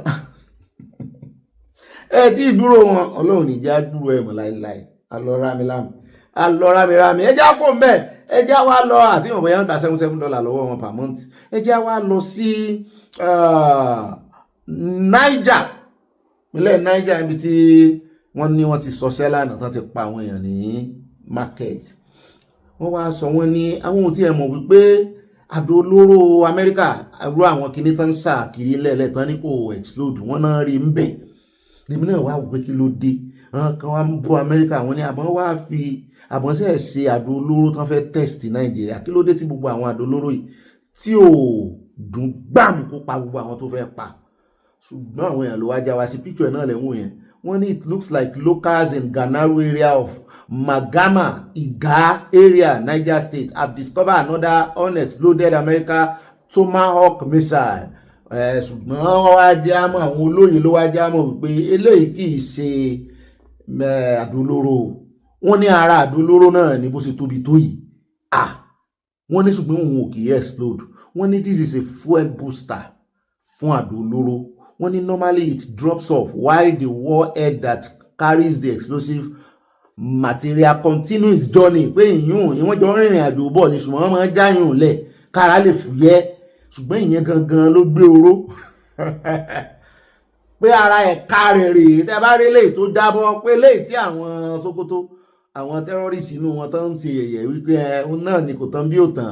sórí dé yìí wọ́n ní ẹ má bẹ̀rù bẹ́ẹ̀ bá ń rí wọ́n ní kì í ṣàdó olóró gangan nìyẹn èyí tó gbóró ó ti rèé ju oró lẹ̀ lọ́dọ̀ àwọn tí wọ́n fẹ́ target. ẹ já wá tẹ̀síwájú ẹ já dé UK níbi tá a ti gbọ́ wọ́n ní UK bans junk food adverts on TV and online to tackle childhood obesity. wọ́n ní jẹkújẹ àwọn ọmọ ìpọ̀ wọ́n náà kàn ń sanra bọ̀m̀bọ̀ ní tọ́mọ bá sì ti ní obesity àìsàn ó ti da àìsàn nìyẹn o àti mú wálẹ̀ kì í rọrùn o wọ́n ní so àwọn òfẹ́ kan máa rí lórí fóònù wọn máa gbogbo advert jẹkújẹ èmi ní burger èmi ní gbogbo jẹkújẹ pátápátá wọ́n ní àwọn òfẹ́ kan ṣe advert ẹ̀dọ̀dọ̀ wọn mọ́ ẹ sì mọ̀ pé àwọn ọmọ yìí náà tán bá ti rí mídìmídì bẹ́ẹ̀ mọ́ ọmọ lọ ní ìsìn mo rí fọ́nrán kan níbi tí bàbá kan ti mọ́ ọmọ rẹ̀ lọ ó sì rí tán pàtẹ mídìmídì ńlẹ̀ báyìí súùtì wà ń bẹ́ẹ̀ gbogbo rẹ̀ kan náà gò wá nù gbogbo ẹ̀ ìjẹkújẹ bisikí ó yá yí ló bá fi aṣọ bo ọmọ rẹ̀ lójú tó fi gbọ́mọ yẹn kọjá ń bẹ̀ toró ti mọ̀ pé ọmọ yẹn ò ní lọ ìmúkúmọ̀ ọmọ kéékèèké pọ̀ ẹjẹ́ awakọ̀ mẹ́jẹ́ ayé àlọ́dọ̀ Trump níbi tó ti sọ wípé 1 in 3 Nigerian immigrant household in USA receive government assistance táwọn ran ọmọ Nàìjíríà lọ́wọ́ nílùú àwọn gan pé ìkan nínú àwọn mẹ́ta ìdílé tán bá kó ìdílé mẹ́ta ọmọ Nàìjíríà lẹ̀ ìkan nínú wọn náà ń gba àjẹmọ́nú wọ́n ń gba owó ìrànwọ́ lọ́wọ́ ìjọba wọn náà san tax wọ́n yìí fi pé èèyàn jẹ́ immigrant immigrant kan náà fi ń gbowó ìrànwọ́ bí wọ́n bá ti ń san tax ẹ̀wọ̀n náà òjò jẹ́nu mùdùmùdù owó ìrànwọ́ Trump ó ṣe o àbí àní dúpẹ́ lọ́wọ́ rẹ̀ ní ẹjẹ́ Adébàdàn lọ́yọ̀ọ́ níbi tá a ti gbọ́ pé Mákindé ti rìsọ́fù kábínẹ̀tì ó ti appoint new SSG ó ní kí ẹni tó wà ń bẹ̀ tẹ́lẹ̀ kórè ìrọ́kùn sílẹ̀ Ọ̀yọ́ state governor Ṣèyí Mákindé lọ́jọ́ Monday lánàá ló kéde yìí according to the statement issued by special adviser on media Sulaiman Ọlárẹ̀wájú nìbàdàn wọ́n ní olúùlú wọn ní ìpínlẹ̀ Ọ̀yọ́ yẹn Ìbàdàn ìyẹn ní olúùlú wọn nípínlẹ̀ Ọ̀yọ́ wọ́n ní Mákindé relieved the secretary to the state government Professor Ọlánìkẹ́ Adéyẹmọ pé ibi báyìí ni Olúwa ràn yín lọ́wọ́ dé ibi tẹ́ ẹ bá wọn dé iná ó ti tó ẹ jẹ́ kẹ́lòmíì kó tukọ̀ SSG wọ́n ló sọ wípé Professor Musbah Babatunde ni wọ́n appoint gẹ́gẹ́ bí new secretary to the state government. Bẹ́ẹ̀ náà ni àwọn kọ̀ọ̀kan nínú àwọn commissioner wọ́n redeploy wọ́n reshuffle wọ́n gbé lómi kó ń bí ministry tó wà tẹ́lẹ̀ bóyá oúnjẹ tọ̀ìtọ̀ ń bẹ̀ tẹ́lẹ̀ ní báyìí wọ́n gbé lọ bùnmí ọlọ́mọ jẹ́ kó tún dìjà láàrin wọn torí mo gbọ́ ìṣẹ̀lẹ̀ kan tó ṣẹlẹ̀ làláwùsà ńgbà náà mínísítà kan tán gbé kúrò ní ministry rẹ̀ tán gbé lọ ministry mi kò wá sí tọ̀ìtọ̀ ń bẹ̀ kò sí eré tí ò sà láíláí kan yá dáhùn padà ní o ẹni tó bá jókòó sórí àga òun ó ṣe àga jókòó lé òun ní lórí kíni àga ipò tí ò ní bọ̀ rọrùn ó dá o ẹ mọ́ bínú apẹ́ díẹ̀ nínú abala ti Sanawole ẹ jẹ́ wá dé ọ̀dọ̀ arákùnrin tó ń já wá sí nǹkan kan Èkó ló wà ìlú gbajúmọ̀ lòun náà nínú sọ̀rọ̀sọ̀rọ̀ ó ní bandit ti wà lẹ́kọ̀ọ́ ó ní tẹ́ bá rí wọ́n ṣe rough handle òun tán na òun nígbà tí mo gbọ́rọ̀ ẹnu rẹ̀ délẹ̀ mo ní ó kàn fi ṣàkàwé ọ̀rọ̀ ni o bandit àmọ́dẹ̀rúbà àwọn ará Èkó wọ́n ìkó wọn lẹ́kọ̀ọ́ wọ́n ìkékòó kò sẹ́ni tó lè kó Èkó ṣùgbọ́n ṣe rí àwọn ọmọ ọ̀rá ìṣàì tí wọ́n náà the rate tán ṣe ń operate nísìn wọn ìyàtọ̀ sí bandit nítorí ẹ̀ ló ṣe kúkú yá pé wọ́n ní bandit wọ́n wọ́ owó lórí àkáǹtì òun torí pé mọ́tò òun yọnu òun ló lè fẹnu ara rẹ̀ sọ ẹ bá ń tẹ̀sí bá padà dé káwá mọ̀ tẹ̀síwájú nínú àkójọpọ̀ ròyìn à ń bọ̀ àti ìdè. There are bandits in Lagos State, and if the Lagos State government does not swing into action and put the Lagos State neighborhood watch into 24 hours shift work, our people here Bashe Sanwo-Olu jẹ. Okay, these area boys are and I'm these guys. Wọ́n kàn ń tan ayé ni. Now what really happened? Along Obani Koro and Tony, mobile filling station tó wà ńbẹ̀ gangan ló ti ṣẹlẹ̀ sí mi ní on the 3rd of January 2026. Kí ló ṣẹlẹ̀? Koro pé ọ̀kẹ́rẹ́ tí mò ń tì kiri ọ̀kẹ́rẹ́ ẹ̀gbọ́n àdúgbò tèmi náà ń pè ní mọ́tò ló takú síbẹ̀. Kí ni shaft yẹn pull out ni tó jẹ́ pé mọ́tò ò lè lọ mọ́. Ká tó wí ká tó fọ̀ àwọn mẹ́rin ti dé. Àlàyé wà fáwọn alówó ní kiri kankan gẹ́gẹ́ bí ẹ̀gbọ́n àdúgbò pẹ̀lú street ot. Mo ní ẹ jẹ́ ká wá Tóyìn vehicle. Tá bá ti wá Tóyìn vehicle máa ṣe tó dáa fún yín ó kéré gan. Kí n tó wí àwọn mẹ́rin mi ti dé àwọn mẹ́ta ti dé wọ́n ti pé 15. Bọ́ ṣe ń dé sí lọ́wọ́ aggressive sí wọ́n ní 50,000 làwọn máa gbà. Bẹ́ẹ̀mi náà ṣe ń pe backup mi tí mo ní ipe àkọ́ máa bọ̀ tí wọ́n gbé kọlù làwọn boys yìí ń dé aṣáwọn Tóyìn vehicle. Báwọn sẹ́ẹ̀tì mi ṣe dé kátó fọ̀ wọ́n ti pé 20 lé mi lórí. Bọ́ ṣe ní láyé àwọn tala ọkọ yẹn wá ń kí pé mi ò tètè fáwọn lówó olórí burúkú ni ẹ bẹ́ẹ̀ lọ ń kíra wọn pẹ̀lú frat level. Mo ní àwọn tó ń ṣẹgbẹ́ tẹ̀ ń ṣe ìwọ̀n ń ṣe yàmàyàmà báyìí náà wọ́n ti bẹ̀rẹ̀ sí ń gbà mí lẹ́sẹ̀ wọ́n ti bẹ̀rẹ̀ sí ń nà mí wọ́n ti ń fagiyọ́ ipe a ní o tẹ́wọ́ fún wa tẹ́ 50,000 fún wa mo ní 20,000 ni mo ní wọ́n ní 30 làwọn máa gbà nígbà tó yá táwọn èmi ìdébà ìtọ́ pé 20 something wọ́n ní láyé 50 yẹn ni mo ní òkè wọ́n ti send 20 sí mi mo bá tẹ 50 sí wọn kí ni mo tẹ 50 sí wọn sí báyìí òkè kọ́ máa lọ báwọn kan ṣe padà ní ẹ tó yá àwọn fẹ́ wo balance inú àkáǹtì mi àbólórí burúkú ni ìyá ẹ àbí kíní kan bí kò sí ní ẹgbà fóònù ọwọ́ ẹ̀ mú kàn ní ẹ farabalẹ̀ jẹ́ n fi balance hàn yín mi lówó ní àkáǹtì owó ní owó níyọ̀ tó jẹ́ pé àwọn fáǹsì tí mò ń tówó school fees jọ tí mò ń tówó lé jọ èmi nìkan ni kọ́lọ́ ń ṣàánú mi kò sálábàárò bí mo ṣe bí pé mo fẹ́ fi hàn báyìí bí mo yẹ jú báyìí wòrò nìyẹn tí mo jápa o bí mo ṣe ń sálọ làwọn náà ń pariwo ó lè táwọn mọ́tò ń sọ ẹmú bí mo ṣe rí kóró pé kan ọlọ́run lábá mi ṣàánú kọ̀ńdọ́tọ̀ mo ní wọ́n fẹ́ rọ́ọ̀bù mi ní èrú ẹ ti kún bó ṣe lọ́ra sọ fún dára pé àwọn bọ́ọ̀sì ọmọ burúkú ni wọ́n tẹ́ díẹ̀ bí mo ṣe ta mọ́ kóró pé ní Maryland ni mo sá lọ kí n tó wá pé Annie ní Àbàtì Barracks ká tó wá rí mọ́tò gbé Lagos State government ẹjọ́ nítorí ọlọ́run ẹ ṣe nǹkan pa àwọn bọ́ọ̀sì yìí táwọn oníbọ̀wọ́dù ọ̀ṣì bá wà ń bẹ̀ wọn ò ní ṣe nǹkan tó ń ṣe yẹn tó rọ́mọ̀ kọ́ dá wọn mọ̀ àwọn ẹni ìbẹ̀rù ọlọ́pàá ẹjọ́ nítorí ọlọ́run ẹjọ́ ẹ má bàyè wájẹ́ wọn bá gba fóònù mi wọn bá fọ́ owó inú àkáǹtì mi owó èèlò kí mo fẹ́ sọ fún bìkínbìkín ẹ̀yìn máa jí ń pa àwọn ọmọ wà ní mọ́tò pẹ̀lú mi trauma yẹn lásán kí ló máa ṣe wọ́n ẹjọ́ nítorí ọlọ́run Lagos State government ẹ ṣe kọ́ ń pa àwọn bọ́ìsì yìí. òun náà láti gbá yan ọ̀pọ̀lọpọ̀ àwọn èèyàn ni wọ́n ń complain nípa kínní ìlẹ́kọ̀ọ́ Èkó sì ń wòran kí ló dé ilé ìlágbára o. àwọn bọ́ìsì yẹn sì ti graduate ní ẹgbẹ́ tó sọ pé àwọn agbèrò àwọn ni wọ́n graduate tán ṣe àwọn iṣẹ́ láabi lẹ́yìn ìgbà tán bá gbowó tíkẹ́ẹ̀tì tán lọ́sàn-án wọ́n á wá gba tòru. ṣíkìtì ilé Rambo Sugar wọ́n ti bọ̀ ọ́ bí mọ́tò rẹ bá ti bàjẹ́ sí anyway wọ́n wàá ràn lọ́wọ́ o. àkóbá náà tún wá ṣe fún ọ. Ó dá ẹjẹ́ wá bọ̀dì sínú abala comment section abala yẹn lólùfẹ́ wa. Wọ́n máa tún kí ẹ̀yin olólùfẹ́ káàbọ̀ sínú abala yẹn abala comment section àti Victor bàbá mi ni OB is Gumi a great cabal in Tinubu government that above arrest who is Gumi in Nigeria wàhálà dé o. Wike is already used and done. Wọ́n tẹ lọ́ọ̀sì àti nǹkan panu ojú Wike ti bó orí ẹ̀ ni ó ṣe ń jàporo. Mọ́ọ̀mí ìyá àfin Fáláì wọ́n ní págà ikú ogun nípa kíkanjú ikú odò ní pòmùwẹ̀ kí Ọlọ́run fi ọ̀run kẹ́ àwọn tó bógun lọ. Boko Haram ló ní ọdún tuntun bóun náà ṣe lọ ọdún tuntun mọ́ọ̀mí kí Olúwa àbí lónìí lẹ́fẹ́ kọ́ ó yẹ kẹ́ ẹ kọ́ pọ̀ ní lónìí ọdún tuntun kí Olúwa dáhùn sí ọ̀rọ̀ Oòduà nation yìí. Oòduà nation ló ń bá àwọn tẹlọ́ọ̀sì àti nǹkan panu láti Canada. Mo ti dé iwájú ta mọ́ mi Mary Odùnú yìí tèmi nìkan ẹ sílẹ̀kùn fún àwọn wọn ní kò ní bàjẹ́ fún yín àmì Balógun lórí ọ̀rọ̀ Àwùjalẹ̀ bí ẹ ṣe ń gbé wa débẹ̀ ojú kòkòrò ti pọ̀ jù ní Nàìjíríà gbogbo nǹkan ni wọ́n fi ń ṣe òṣèlú. Olúwa gbà wá lọ́wọ́ ẹ̀yin oníjẹkújẹ òṣèlú yìí o. Ẹlẹ́yà yín fẹ́ yọ náà yóò yọ yóò sojú wa wọ́n tẹlọ́ọ̀sì à. Mommy Toyin Nori, honestly, I used to ask, why are we created? Mommy, láti wá multiply the earth àti láti sin Ọlọ́run wa. Mommy Mutolani Martins, wọ́n ní ọ̀gá Bobby, ẹ jẹ́ ká fura o, àṣetánì Sókótó tó kàn dákẹ́ yìí tí ẹ bá wọ́n ní ọ̀rọ̀ hùrùn inú ẹlẹ́dẹ̀ nígbé bí ó ṣe dákẹ́ lọ náà nù forever. Àwọn èèyàn yìí kì í gbọ́ kì í gbà ni wọ́n kí olódò dẹ́ má sun àsùnpara o. Bẹ́ẹ̀ náà ni mọ́mí alájà Riscott Adigun wọ́n ní OB mo ti sọ nínú kọ́mẹ̀ntì mi kan rí wípé wọ́n ní láti pa Gumi àti àwọn kan ní Òkè Ọya ó dàbí wípé Trump ti gbọ́ wọ́n wá ń sá lọ. Love you much wọ́n tẹ love sí àwọn bó ọ̀gẹ̀dẹ̀ dé dajì fún wa ìran ọ̀gẹ̀dẹ̀ ìsunkún àti ìdẹ̀ wọ́n fi ṣàdúrà fún wa ní salam. Bẹ́ẹ̀ náà ni mọ́mí Jẹ́mílà Àgbájé wọ́n ní bó ṣe Amẹ́ríkà gan-an wọ́n máa sọ̀rọ̀ wọn ò bẹ̀rù anybody. Èèyàn kan ti ẹ̀ ní àṣepàṣepààrọ̀ pé ká ní Iran tàbí kan náà àwọn Muslim country náà lágbára bí Amẹ́ríkà wọ́n níbò nílé ayé ó ṣe rí ní ìsìn ẹ bá ń yẹ̀ wò. Mọ́ọ̀mí fún mi lọ́lá Bello wọ́n ní Ọ̀gbẹ́ni Bobby olólùfẹ́ àwọn ọmọge ayé kò ní pa kádàrà náà fẹ́ kọ́ kádàrà yín dà sí àìdá kàmárà mórí o ó ti yẹ àmì òbí ẹ sọ fún ẹlẹ́à kó dúró sí pálọ̀ àwa ìyáálé fẹ́ bá yín sọ̀rọ̀ ní yàrá lọ́bí ẹlẹ́à ti fò wá bí wọ́n ní màámi àjọ máa lọ sínú yàrá bóyá kí n máa lọ sí ilé bàbá Emmanuel oníyàn ìkálẹ̀ ẹ lọ jẹ yàn ìkálẹ̀ ẹ̀yàn lọ jẹ èmi àti àwọn ìyàwó yálé a fẹ́ sọ̀rọ̀ kẹ́lẹ́kẹ́lẹ́ ní in the other room.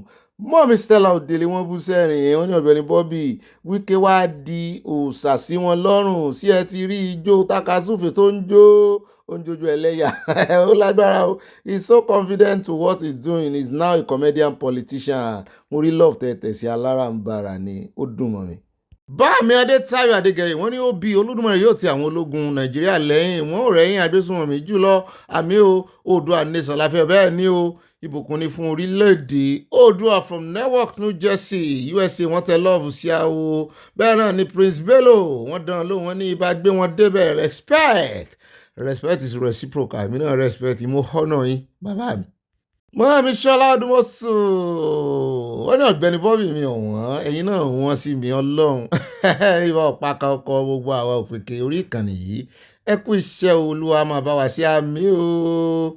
At Jimmy AO wọ́n ní Mr. Wike is a useless politician. Have you ever checked the background of Wike? Arrogant politician from PDP to APC. Mr. Wike is a destroyer and Fubara is better than Wike 100%. Ó ní Fubara down ni ó lọ́dàlẹ̀ ni. Bẹ́ẹ̀ náà ni mọ́mí Ṣọlá Ọdúnmọ́sù wọ́n ní bàbá wẹ̀ẹ́dẹ́ Promax bẹ́ẹ̀ ni mọ́mí àfi wọn pa wẹ̀ẹ́dẹ́ Promax.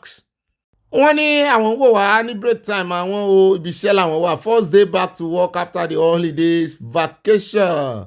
Mo ní kàn enjoy break time wọn àbí wò wá ní enjoy mọ́mí. Orí ẹ̀mí iṣẹ́ gùn ju ẹ̀mí èèyàn lọ. Mọ́mí Alhaja Modina Solomon wọ́n ní Balógun gan ọmọ Èkó ni o is doing very well advocating for the Àwùjalẹ̀ post. In fact ó ń wá gbogbo history gbogbo story gbogbo wọn ló ń wá fún wa. Tí ò tí wà yé mi ni kí ló dé tó jẹ́ pé àwọn àtọ̀rìn ìwà náà fẹ́ gba orí àpèrè Àwùjalẹ̀. ó dẹ̀ já tẹ̀síwájú mọ́ mi àbá mi ni ò bá mi ọlọ́run ò jọ yín náà wọ́n ní hello Obi you have new promotion in this year 2026 ẹ ti promote mi ò dáa you now doctor àwọn pèdèpèdè èdè kí mo gbọ́ èmi tí mò ń ká lòlò bá mi ọlọ́run ni ló fún yín sí of Yorùbá nation wọ́n tẹ lọ́ọ̀fù sí àti nǹkan panu give àyà nínú lọ́ọ̀fù yọ àyà àgbà tiẹ̀ mélòó ni 6 ń ó fún ọ lẹ́yọ kan. Mọ́mí Mọ́tálá ní Martin sọ ní happy new week sí gbogbo àwọn ẹbí ìdílé aláyọ̀ yìí ó sì ayọ̀ ni yóò jẹ́ fún gbogbo wa lágbára ọlọ́run ọgbọ́n ló máa ń pa ọlọ́gbọ́n Wike ti lulẹ̀ times 10. Mami Dorcas Jalo ya Bobby gangan ní Netherlands wọ́n ní ìbá tínkù mi yàrá tínkù you too wọ́n tẹ lọ́ọ̀sì àìbá mọ́nà tán bẹ́ẹ̀ ni káwọn bá gbalẹ̀ sí mọ́níyà. Bá mi òkè ládé dọ̀tí wọ́n ní olùkù mi Bobby bá mi mú jẹ́ yín iṣẹ́ rí àwọn ọlọ́pàá tó ń gba rìbá lójúkorojú yìí punishment tí wọ́n ń fún wọn kò commensurate pẹ̀lú ẹ̀ṣẹ̀ tí wọ́n ń ṣe outright dismissal ló yẹ wọ́n ẹ̀sìn kírun wọ́n dismiss wọn náà ní àwọn èèyàn ti ẹ̀ sọ pé ó yẹ kán máa fìyà jẹ wọ́n nítorí owó ẹ̀yìn náà gbà owó àbẹ̀tẹ́lẹ̀ corruption ara corruption dẹ̀ ni pé n tó fi sọ nípa corruption pé ìyà ẹ̀ ló yẹ kán fi jẹ wọ́n bẹ́ẹ̀ náà ni mọ́mí Mọ́tálání Martins wọ́n ní ẹ jẹ́ kí a máa wo nǹkan tó máa gbẹ̀yìn Wike olódò dẹ́ máa fi ojú Wike gbolẹ̀ gbẹ̀yìn ní èjìká ni wọ́n gbé Wike sí torí Wike ti ń kọjá ààyè rẹ̀ APC tó fẹ́ rè mọ́ dàrú báyìí PDP náà ni ó dàrú ó ló ti wá fẹ́ wọn da APC rù ó ti da PDP rù tán agbára mọ̀dàrú yẹn sì wá ń gùn ókè ó sọ sí mi lọ́kàn ni. Adésọlá Ìbíkúnlé wọn tẹ lọ́ọ̀fù rẹpẹtẹ sí Amórí pia àti àwọn nǹkan ìpanu lóríṣiríṣi àwọn mèdèmédè yóò dáa fún yín. Mọ́mí mẹ́rẹ̀ ọdún ní tèmi kan wọ́n ní ó ṣe ní láàánú fún àwọn ọmọọṣẹ́ ológun wa tí wọ́n di olóògbé pẹ̀lú àdó olóró Olúwa kó gbé wọn sí afẹ́fẹ́ rere o kí wọ́n máa lo òkè láti dáná ya wọn Obi àtàyà mú kí Oòduà nation ogun àwọn tẹ lọ́ọ̀sì àti nǹkan panu àwọn oníṣẹ́ àwọn ológun ilẹ̀ náà fẹ́ ṣiṣẹ́ ṣe wá rí gbogbo tán ti mọ̀ pọ́n lè gbàdọ́dọ́ àwọn gbogbo bẹ̀ náà lọ tẹ ìkíní sí ibi tán bá ti kófìrí wọn kàn náà mọ́ gbàbẹ̀. bẹ́ẹ̀ náà yẹn já dọ́dọ̀ mọ́ mi Stella Ogunbàjò wọ́n ní àbòsí cheese Mushin olóṣà pọ̀ ayọ̀ ní o ayọ̀ rẹpẹtẹ ayọ̀ wúwa o ní ìdílé aláyọ̀ kò ní dìbàjẹ́ àmì àfi pàkà. At Agosofin wọ́n ní ẹni máa bọ́ lọ́rùn jà àríjà atóbijù kò tí ẹ̀sẹ̀ tó lè ṣe èèwọ̀ ní mẹ́ra bọ́ lọ́rùn jà at the appointed time gbogbo ó sẹ́nu rẹ̀. At Tọ́lá Ìdòwú wọ́n ní ẹkú iṣẹ́ o ẹ ò ní ṣìṣe àmì o ẹ̀yin náà ò ní sílẹ̀ tẹ̀ ìrìnsí yín ò ní báráyé nú. Mọ́ọ̀mí Stella Ogunbàjò ìwé ẹsẹ̀ yin Ọlọ́run lógo Olúwa ṣe o kábíyèsí rẹ̀ Ọlọ́run ọ̀run òun ayé ìbà rẹ̀ bàbá mímọ́ ìyìn ló fẹ́ o wọ́n ní ọpẹ́ ló ń jẹ rẹ̀ ọba tó dá wá sí ìdòní ìyìn ló ń fẹ́ adúpẹ́ fún àbọ̀ àti ìpamọ́ rẹ̀ lórí wa ẹ ṣé bàbá mímọ́ ìyìn àtògo ní fún yín o. Mọ́mí Mosúnmọ́lá Olúwo tèmi nìkan wọ́n ní Ọ̀gbẹ́ni Bobby tèmi nìkan Wike máa lulẹ̀ ó sọ ara rẹ̀ di Ọlọ́run Bobby máa bá sẹ́rẹ̀ bọ̀ àṣeyè ló máa ṣe àmì wọ́n ní jọ ẹgbà ẹlẹ́yà padà wá o ẹlẹ́yà ẹ̀yìn ẹlẹ́yà lẹ́wà mo rí pineapple àtúndì ẹ̀lẹ́fi fún mi pineapple àbí ó dáa ẹ jẹ́ ń jẹ pineapple ìtàn kí n tó wò bóyá máa gba ẹlẹ́yà padà. Mọ́ọ̀mí Olúfúnkẹ́ Fájimólú wọn ní Bobby Ọlọ́run ni yóò bá wa yanjú wèrè wọn o gbogbo owó subsidy tí Tinubu yọ wọ́n ní owó ọwọ́ gómìnà 36 plus FCT ló wà àwọn náà ń kó fún ẹ mọ́ sọ fún wa ilé ẹjọ́ yá fún wọn PTO tá ń fẹ́ gbé wọn lọ́mọ mi ta la fẹ́ bá ń lé ẹjọ́ bí ìsàwọn èèyàn wọn náà ṣé nítorí ẹ̀ lólóró rẹ̀ ṣe sọ wípé kán fomi wọ́n lẹ̀ lọ́jọ́ sí. Atadélájà George wọ́n ní Bobby Tinubu and Elegushi plan D kò gba inú mi o n ò lẹ́rìí rẹ̀ o ẹ fẹ̀rí ránṣẹ́ sí mi ẹ̀rí ẹ tẹ́ ẹ bá ti fẹ̀rí ránṣẹ́ sí mi n ó sọ mi ò lẹ́rìí rẹ̀ n ò ní receipt ẹ̀ tí n bá ti lẹ́rìí ni mo mọ́ sọ bẹ́ẹ̀ náà torí wọ́n lè ní pè wá ní ìsìn ẹsẹ̀ yọjú bẹ́ẹ̀ náà ni àtijọ́ká àsódò olùwàtúnmíṣe mọ́ mi dáadáa wọ́n ní tó bá wo àwọn oníṣẹ̀ṣe kí wọ́n máa wo ìyá Ọ̀ṣun Tinubu ni bàbá ọba tó mọ̀ sí ikú ẹ̀yin náà tún sọ bẹ́ẹ̀ ẹ bá mẹ́rìí wá Ọlọ́run nìkan ló lè jà fún Mohbad bàbá ẹ̀ kò lè win ni from Providence Rhode Island gbogbo yín lẹ́mọ̀ ń sọ bẹ́ẹ̀ ẹ bá mẹ́rìí wá lẹ́yìn bá ti rí ẹ̀rí bí ń ṣe gbóhùn òkè ẹ̀rí gangan lèmi nídìí ṣe mọ̀ pàwọn làwà ń sọ̀rọ̀ lójú agbágbé wọ́n ní sí àwọn ológun Nàìjíríà kò ní bọ́ǹbù dìtẹ̀tọ̀ ní ògiri àwọn ìdílé Fúsẹ́ńgbú àti Lanúlẹ̀ wọn yóò máa jà ní. At Nasiru Enoch wọ́n ní ẹ kú òwúrọ̀ olóòtú Ọ̀gbẹ́ni Bobby ẹ ní ti ẹnu gbó bí ọ̀wá mi ò ẹ jọ̀ọ́ kí àwọn aráàlú òyìnbó ṣe ìwọ́de kí wọ́n lọ bá ààrẹ Amẹ́ríkà kó wá mú Ahmad Gumi ó kéré ju ẹni tí Amẹ́ríkà lè wà mọ́ mú lọ ṣùgbọ́n Amẹ́ríkà náà ń wò wọ́n. ẹ gbọ́ wọn lẹ́yìn tẹ̀ wá USA wọ́n ní kẹ́ ẹ ṣèwọ́de wọ́n ní kẹ́ ẹ lọ sí White House kò ní ìdí ìwọ́de kankan pàṣẹ fún wọn ní ara àwọn kọ̀ǹdíṣàn mi rò pé wà nù kọ̀ǹdíṣàn tán fáre olódò dẹ̀ gan ká mọ ohun táre ó ṣètòrí gbogbo ilé ìtàn kan tí ikún tán àti gbìtì lọ síbi ọ̀rọ̀ Gumi àwọn ẹ̀ sì ń pariwo léèyàn lórí.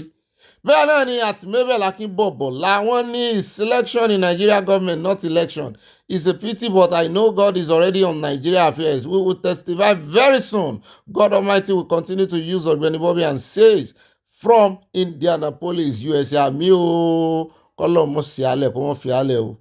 Mọ́mí Yẹmí Ìgè wọ́n ní báwo la ṣe ń fi ẹ̀mí ara wa ṣeré àti orí ilẹ̀ àti orí omi Ọlọ́run ló ń ṣọ́ wa o life jacket ṣe pàtàkì láti dóòlà ẹ̀mí wa lórí omi ṣùgbọ́n a ò kà sí tí Ọlọ́run bá ṣọ́ wa káwa náà máa ṣọ́ra wa ẹ ń lo life jacket gan nínú agbami omi Ọlọ́run ni ó yọ pẹ̀lú life jacket tí wọ́n bá ní life jacket tí ò bá tètè rí ìrànlọ́wọ́ láti wá dóòlà ẹ̀mí rẹ̀ ara ò funfun wọ́n bú sẹ́rin ayọ̀ àwọn náà ní ọmọ Mọ́mí Yẹmí Ìgè wọ́n ní àwọn bro abẹ́rẹ́ rí nǹkan tí ọmọ kékeré yìí ń sọ Olúwa jọ̀ọ́ ṣàánú wa ọmọ tí ń sọ pé ìyá àwọn àjẹ́ ní kékeré.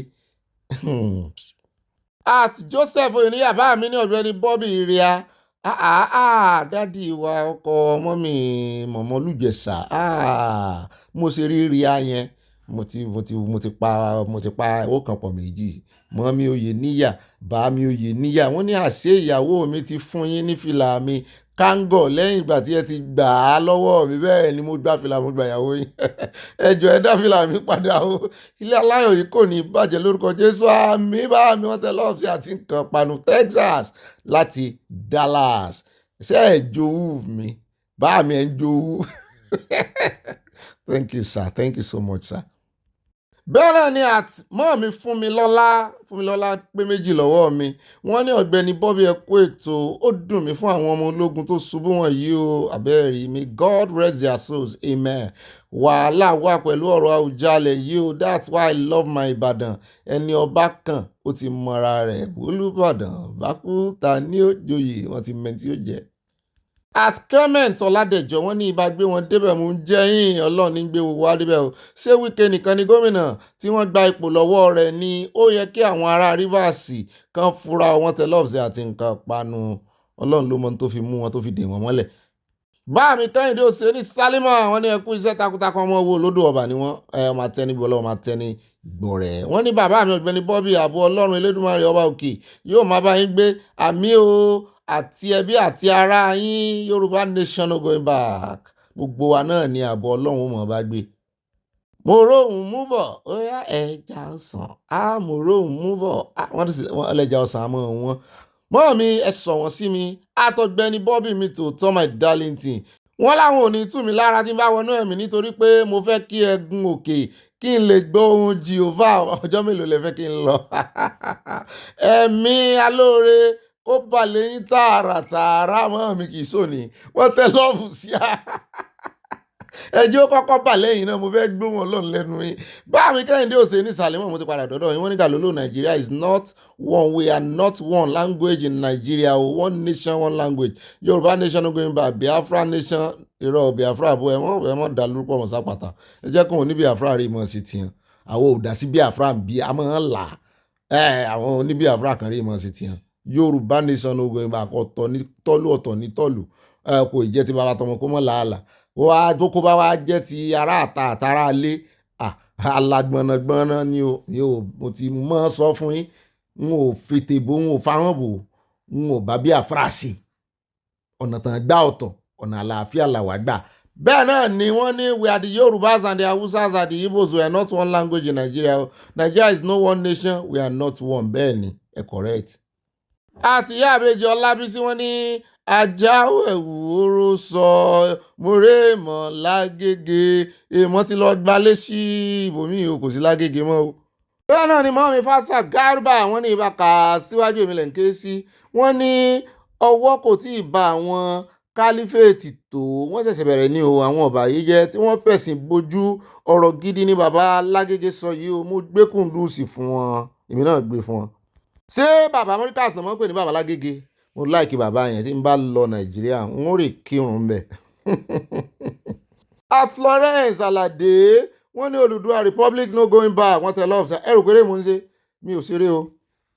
at Mami mo ti dọ́dọ̀ yín nọ́mbà 1 wọ́n ní ibà àyàpè púpọ̀ ìlú ní South America ni wọ́n díìlì lórí egbògi olóró àtíkè ọ̀la àtíkè funfun kì í ṣe léètàn máa ń kùn sójú léètàn máa ń fà símú. wọ́n ní ìlú bíi Colombia, Venezuela, Mexico, Guatemala bẹ́ẹ̀ ni Guantanamera náà sọ mú kan kọrin ni o etc tí US kìíní náà wà ń bẹ Panama tí wọ́n kàn kúdó ó kàn ó sẹpẹrẹ ni tí US bá cry out má dúró má blast ó sì máa rọ́bìsì US. at Samuel Olúwaṣẹ́gun bá mi ní Oòduà nation no going back together we move.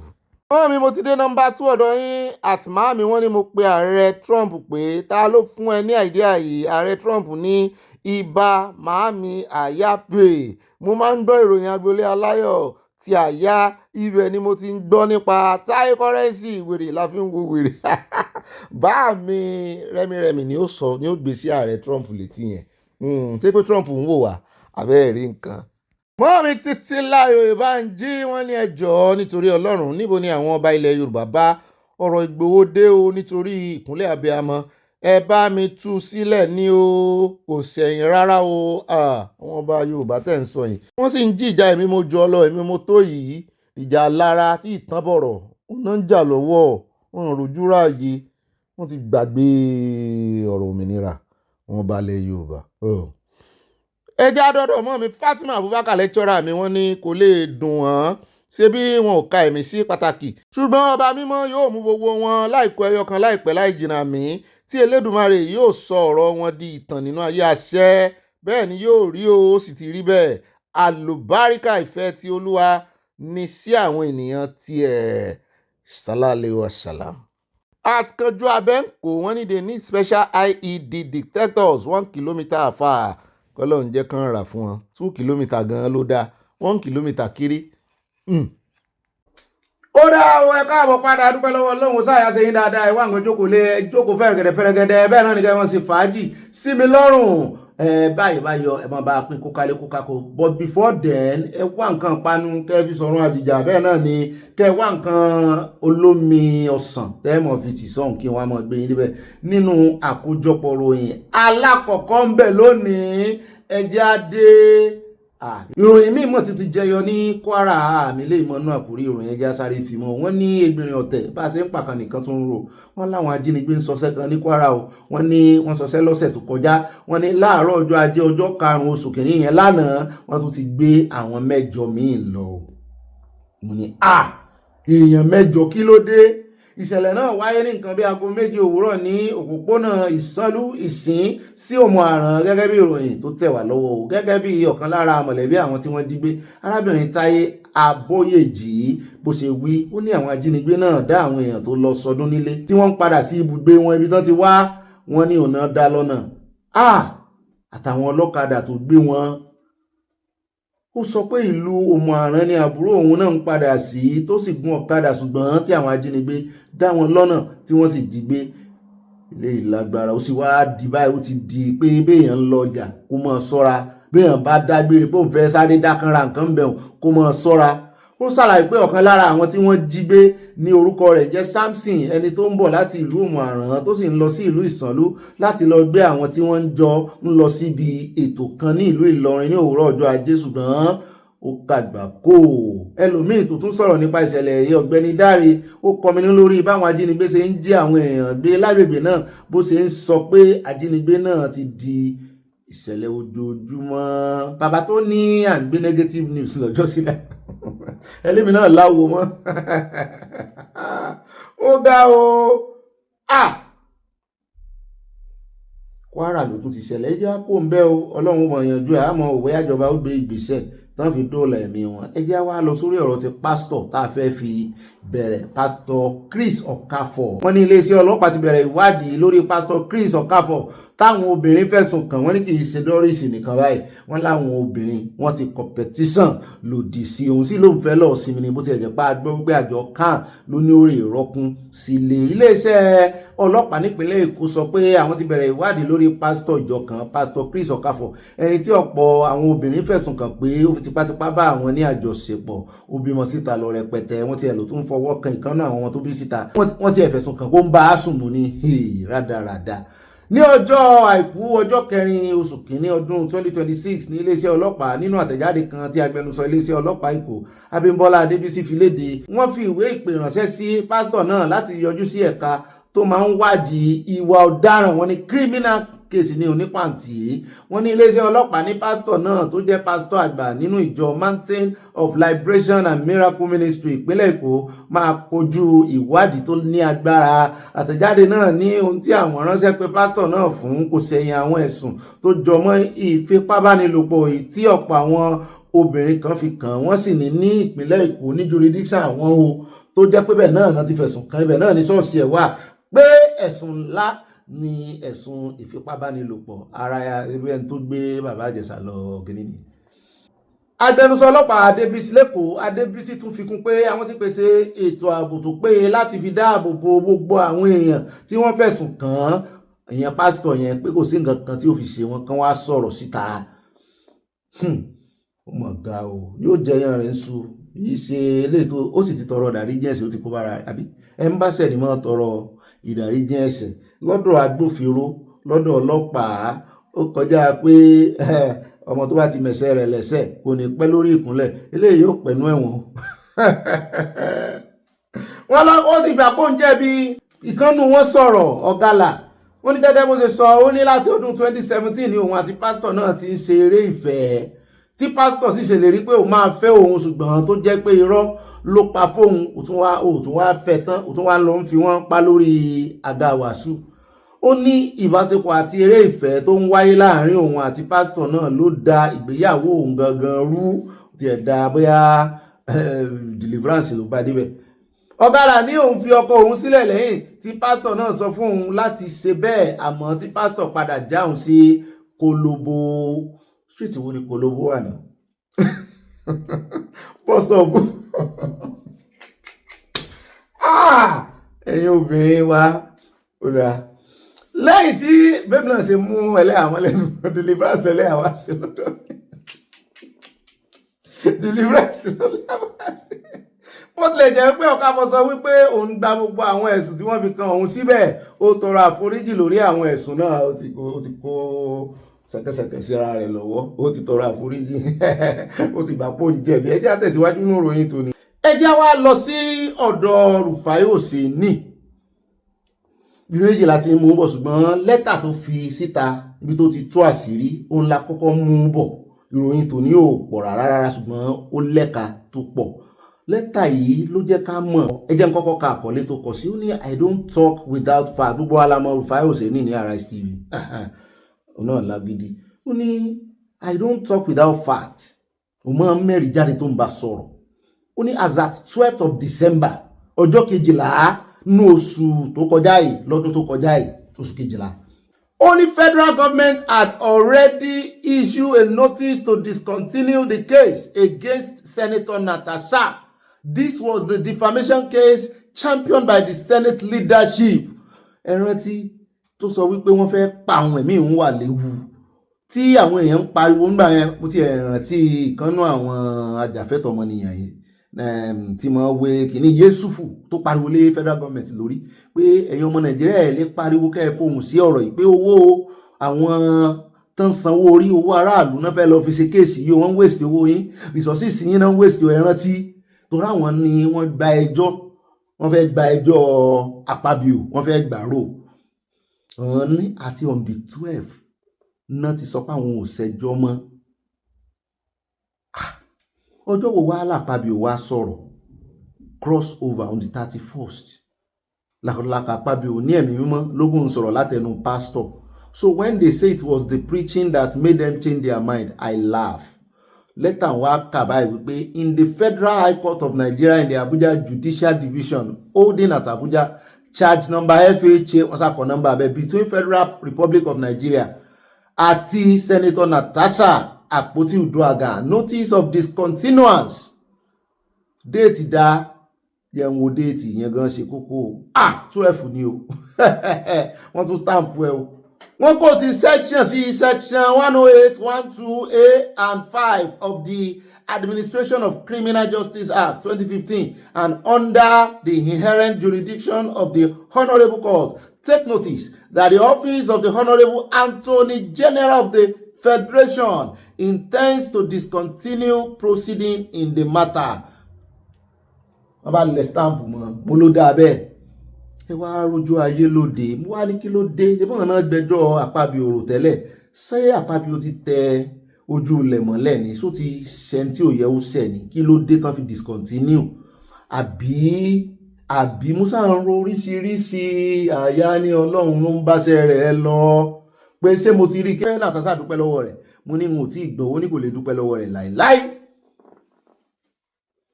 kò lè dúpẹ́ lọ́wọ́ rẹ̀ mo ló ga o wọ́n bá sì dé sọ́ọ̀sì báyìí wọ́n mọ̀ ṣe bí èèyàn Ọlọ́run bí ẹntẹ́mì mímọ́ ń lò abẹ́wárí àṣírí sátìtù wọ́n ti ní kí sóhun ló withdraw ẹjọ́ kankan o wọ́n ní federal government láti on the 12 ìwọ̀sẹ̀ wà sọ̀rọ̀ pé kò ní tú ni yóò tú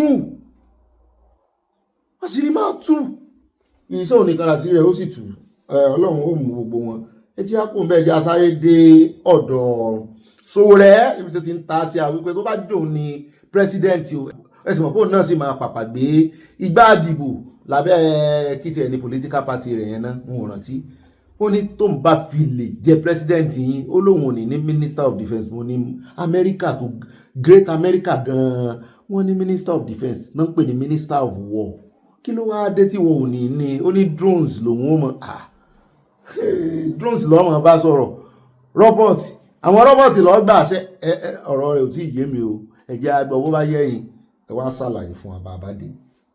This is part of why I said, these guys are obsolete in their thinking. If I'm president of Nigeria, I'm not buying a jet anymore. Like a manned jet? Yes, I'm buying unmanned area vehicles. I want to invest in.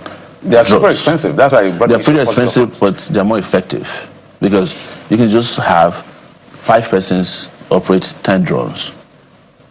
Are you getting my point? Let me tell you, even the drones that they buy for 2,000 naira, I mean $2,000.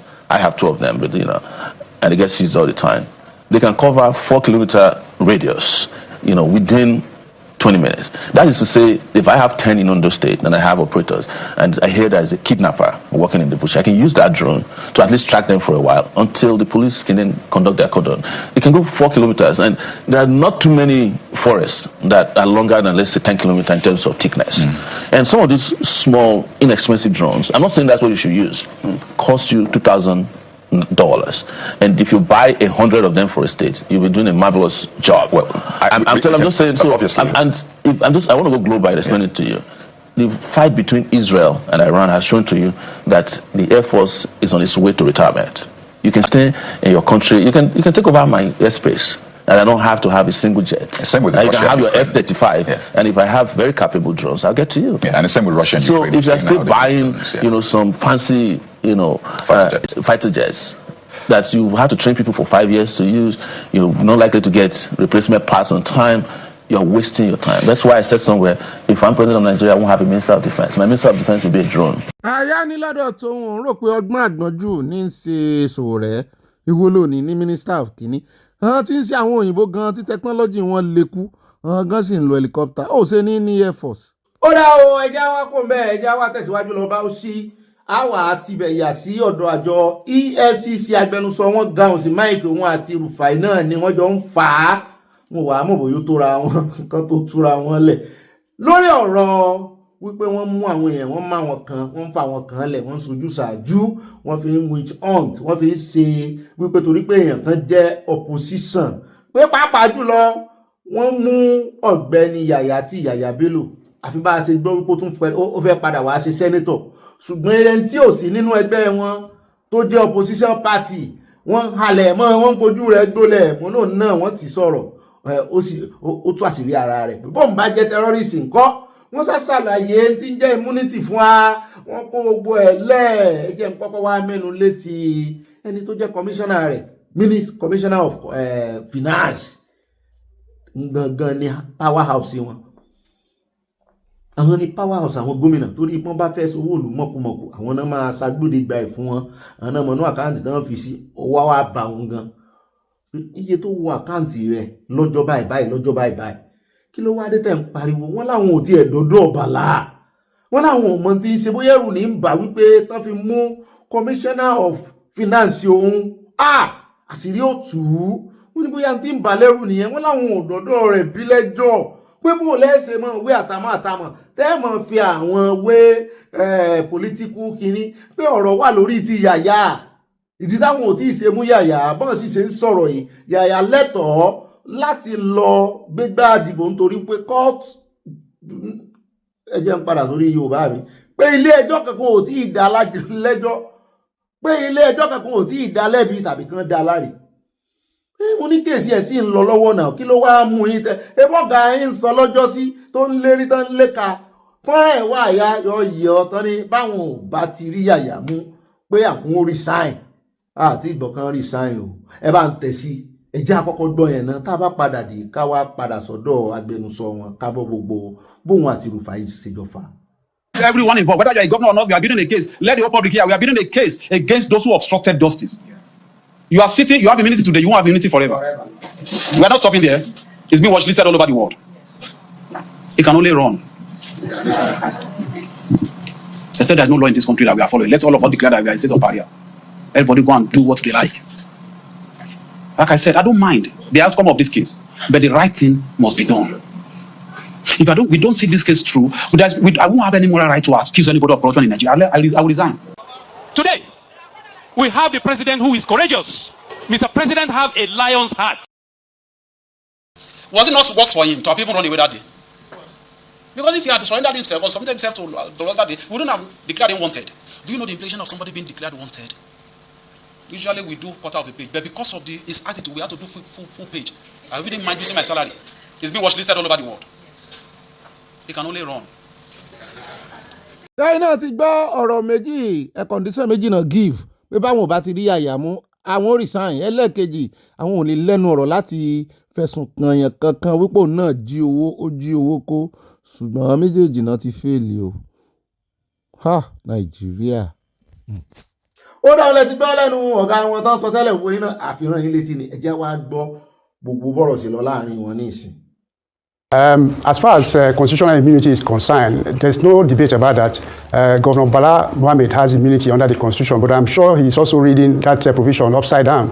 Constitutional immunity does not stop law enforcement from investigating any governor or even president and the vice president. There's no jurisprudence as it is that says EFCC cannot investigate Bala Mohammed or that a charge should not include the name of a serving governor. We are not prosecuting Bala Mohammed. Bala Mohammed is not on the charge filed against officials of the Bauchi State governor. And the most important thing as far as we are concerned is the allegation that is making about alleged partisanship on the part of the commission. And we take great exception to that allegation, because if there's anything going for the EFCC is the independence of the agency. In the over 20 years that we have been in existence, I don't think we have given any indication that we are politically biased in carrying out our duty. In fact, politics has no business, no place in the work of the EFCC. And like we said in the statement that was issued moments after he made that allegation, I think it was a little bit, with due respect to His Excellency, it was a little bit reckless to come out with that kind of allegation. Especially the claim that the commission is acting at the behest of the Minister of the FCT, Mr. Wike. I thought that was a bit derogatory. Mr. Wike is the Minister of the FCT, and I don't think that the EFCC is a parastater of the FCDA that the minister can dictate to. We are not an institution under the supervision of the FCT minister, and so it was a little bit shocking to see a governor making that kind of allegation that a minister is dictating to the FCC. How? Where? EFCC, for the benefit of our viewers, does not take dictation from any political office holder. The law that established the commission, the EFCC Act, makes us an independent body. And Section 6 of that act specifically states the mandate of the commission, the functions of the EFCC. If you look at the section 6 of the EFCC Act, EFCC is set up to fight all economic and financial crimes, and there are a number of laws that the Commission is set up to enforce. We can only come against you when you are in violation of some of those laws. Time will not permit me to list those laws because there are actually very many, and they have grown in terms of size and proportion since that law came into existence. But EFCC will not knock on your door except you are in violation of that law. And from the facts available to us, Nigerians already know the facts that we have placed before the court. The Federal High Court in Abuja, we have 2 charges pending before Justice Wike at the Federal High Court. And the information is now in the public domain. People can assess the charge and decide for themselves whether what we have placed before the court is a product of vendetta or a product of careful investigation by the EFCC. And I think I should also make this point that politicians should leave EFCC out of their campaign. We are not in the political fray. People should not drag the commission into politics because we don't want to be there. We are not supposed to be there and we will not be there. Right. But the fact that you are in a political position should also not be an immunity from prosecution or from investigation if you violate the law. Yeah. Okay. What should interest Nigerians is the fact that the commission is trying to enforce laws that will make sure that people who find themselves in position of authority don't dip their hand into the treasury and waste our resources. EFCC in the last few weeks or months have taken high-ranking members of the ruling party and charged them to court for corruption. And we have not heard any member of the opposition come out to say, why did you take those officers? Who are some of these ones? Can you name some of them? Can you name some of these high-profile members of the ruling party? I believe that as journalists, you are aware of that. No, but I can mention one. Please, go ahead. For instance, is a member of the APC. He was charged to court. And I also know that in December, a former minister of aviation, who many of you thought that the case had died, was also taken to the court for alleged corruption. Those are ranking members of the ruling party. Some people would even say some of the ministers. And there are also a number of them. Mr. Wujarin, let me remind as well. Okay, let me just chip in the name so you can continue answering. Like the former minister of humanitarian affairs, for instance, is still under. I don't know if you conducted an investigation or so. Those are the kind of names and people that were accused, but we haven't heard anything yet. Just give me time to learn. I'm coming to that. So we have taken on those ones, and I think we should run away from being trapped. I think the strategy that members of the opposition who are making all these allegations want to do is to use that to intimidate the EFCC, so that once you make this kind of allegation, somebody will say, no, don't touch members of the opposition. If you investigate them now, they will say you are going after the opposition. We should not find ourselves into a corner where we will now seem as if once you are in the opposition, you have immunity against the investigation. That should not be. Anybody, whether you are in the ruling party or you are in the opposition, if you violate the law, if you are found to be culpable, the commission can move against you. You are talking about people that we have investigated who we have not taken to court. There are quite a number of them that we have investigated. The matters are not, it's not as if we have forgotten about them. I'm sure that the executive chairman once in a while has come out to explain why, for instance, issue of Betedu, for instance, has not gone to court. There is the former governor of Delta State, for instance, Okowa, we have investigated. We have not taken him to court. There are reasons why these cases have not gone to court. For instance, I am aware, for instance, that in respect of Okowa, for instance, there are foreign angle of the investigation that we are looking at. Letters have been sent to our counterparts in foreign countries that we are waiting responses from them, banks in foreign countries that we are waiting responses that we have not gotten, which is the reason some of those cases have not gone to court. The same thing with Betedu. I recall my chairman explained that most of the bank accounts that we are investigating, there are over 40 bank accounts that the commission is looking at, that we have not finished those investigations. And if we say, okay, because people are saying, why have you not taken them to court? And you stampede us to take them to court. And then those cases are thrown out. The same media that is asking this question will also accuse us of not doing thorough investigation before taking those cases to court. Criminal investigation can take a long time, for instance, before you charge people to court. The fact that we have called you to interview does not mean that once you come to EFCC, the next day charges will be filed. But what Nigerians should know is that EFCC does not close criminal matters. And criminal investigation is not status bar. It can take a number of years, for instance, before you charge somebody. But that does not mean that those cases are forgotten. I will give you one example. The case of the former NSTSF executive chairman, Ngozi Olojeme.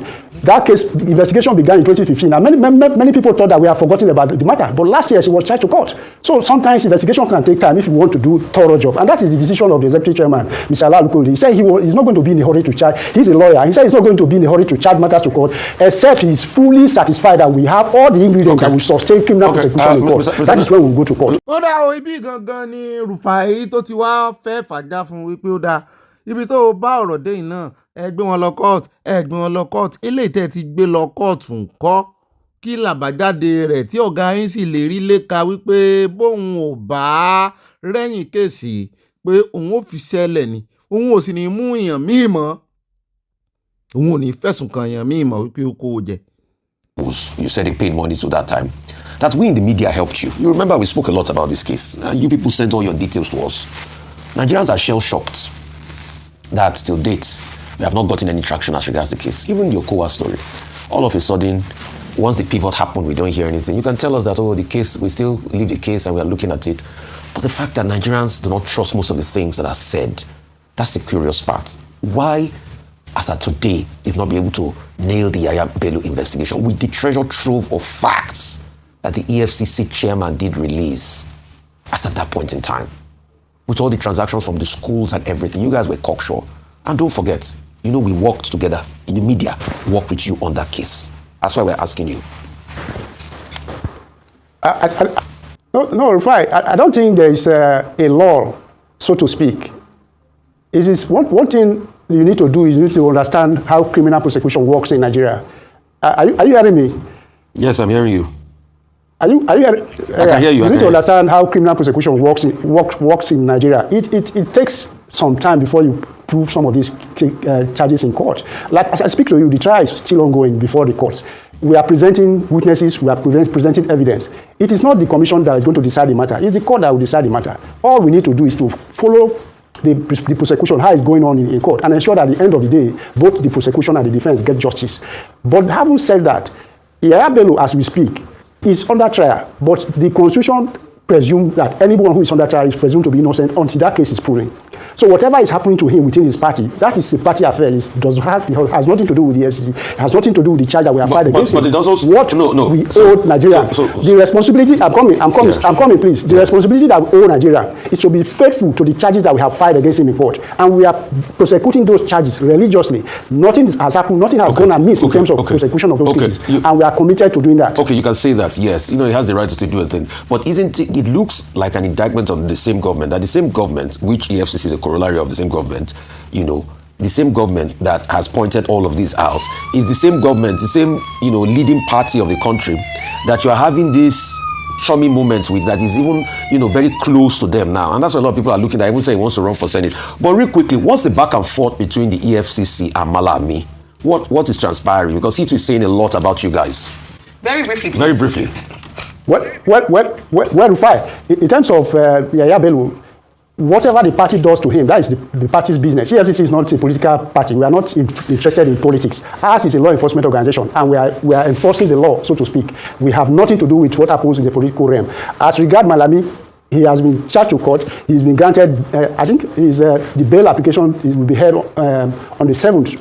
Once the court decides whether he's granted bail or otherwise, we'll continue with the prosecution in court. All the other allegations that we're hearing him make, those are side talks. The issue of persecution should not even arise. What should interest Nigeria is that the allegation made against you, what is your defense? Have you committed any of those things? All those properties that have been showcased, they didn't fall from the sky. How did you get those properties? For instance, you spent 8 years as Attorney General and Minister of Justice. You didn't get those properties before coming to office. Properties were not in the charges. They were not in the final charge. You see, that's the problem people have with EFCC. You do media trial, but in the final charge, all those over 200 billion worth property were not in the final charge. It was just 1 billion here, 1 billion there, Montauk Auto and all of that. All the over 200 billion property that you guys were shut down were not in the final charge. So you will do media trial. That's what they're saying. Yes, Malga. No, Rufai, there's nothing like media trial. There's nothing like media trial. You are jumping the gun. Ours is a law enforcement. We have their own strategy. You are a journalist. There are issues that we have presented before the court. That does not preclude us from taking other actions. There are for future proceedings, for instance, if you ask me, that may come up during the trial. But we don't have to reveal all our strategies to you. Yours is to report the case as they unfold. Àyà sí arákùnrin tó ní ò lè sọ tẹnu rẹ̀ tán rí. Lóòótọ́ kò pariwo ṣùgbọ́n ó dárúfà lóhùn dáadáa. Ó dá lóhùn wọ́n tó fi gbẹ̀yìn gbogbo ọ̀rọ̀ rẹ̀ wípé iṣẹ́ tiẹ̀ ni kò report ṣùgbọ́n tiwa ni ká prosecute àti lè jáde wá mọ́ sọ gbogbo bá ṣe prosecute bó ti jẹ́ wípé àwọn ayé ti lose trust inú gbogbo wọn jàre. Táìmù ti ń gùn jù ṣùgbọ́n gbogbo náà la mọ̀ judicial system Nàìjíríà. A sì ti ìgbọ́ lẹ́nu EFCC pé wọ́n jáwọ́ lórí ọ̀rọ̀ Yàyà. Mo sì rò pé wọ́n ní agbára lóòótọ́ láti ní kí Yàyà mọ́rẹ̀ ṣe ọ̀rọ̀ ìdìbò.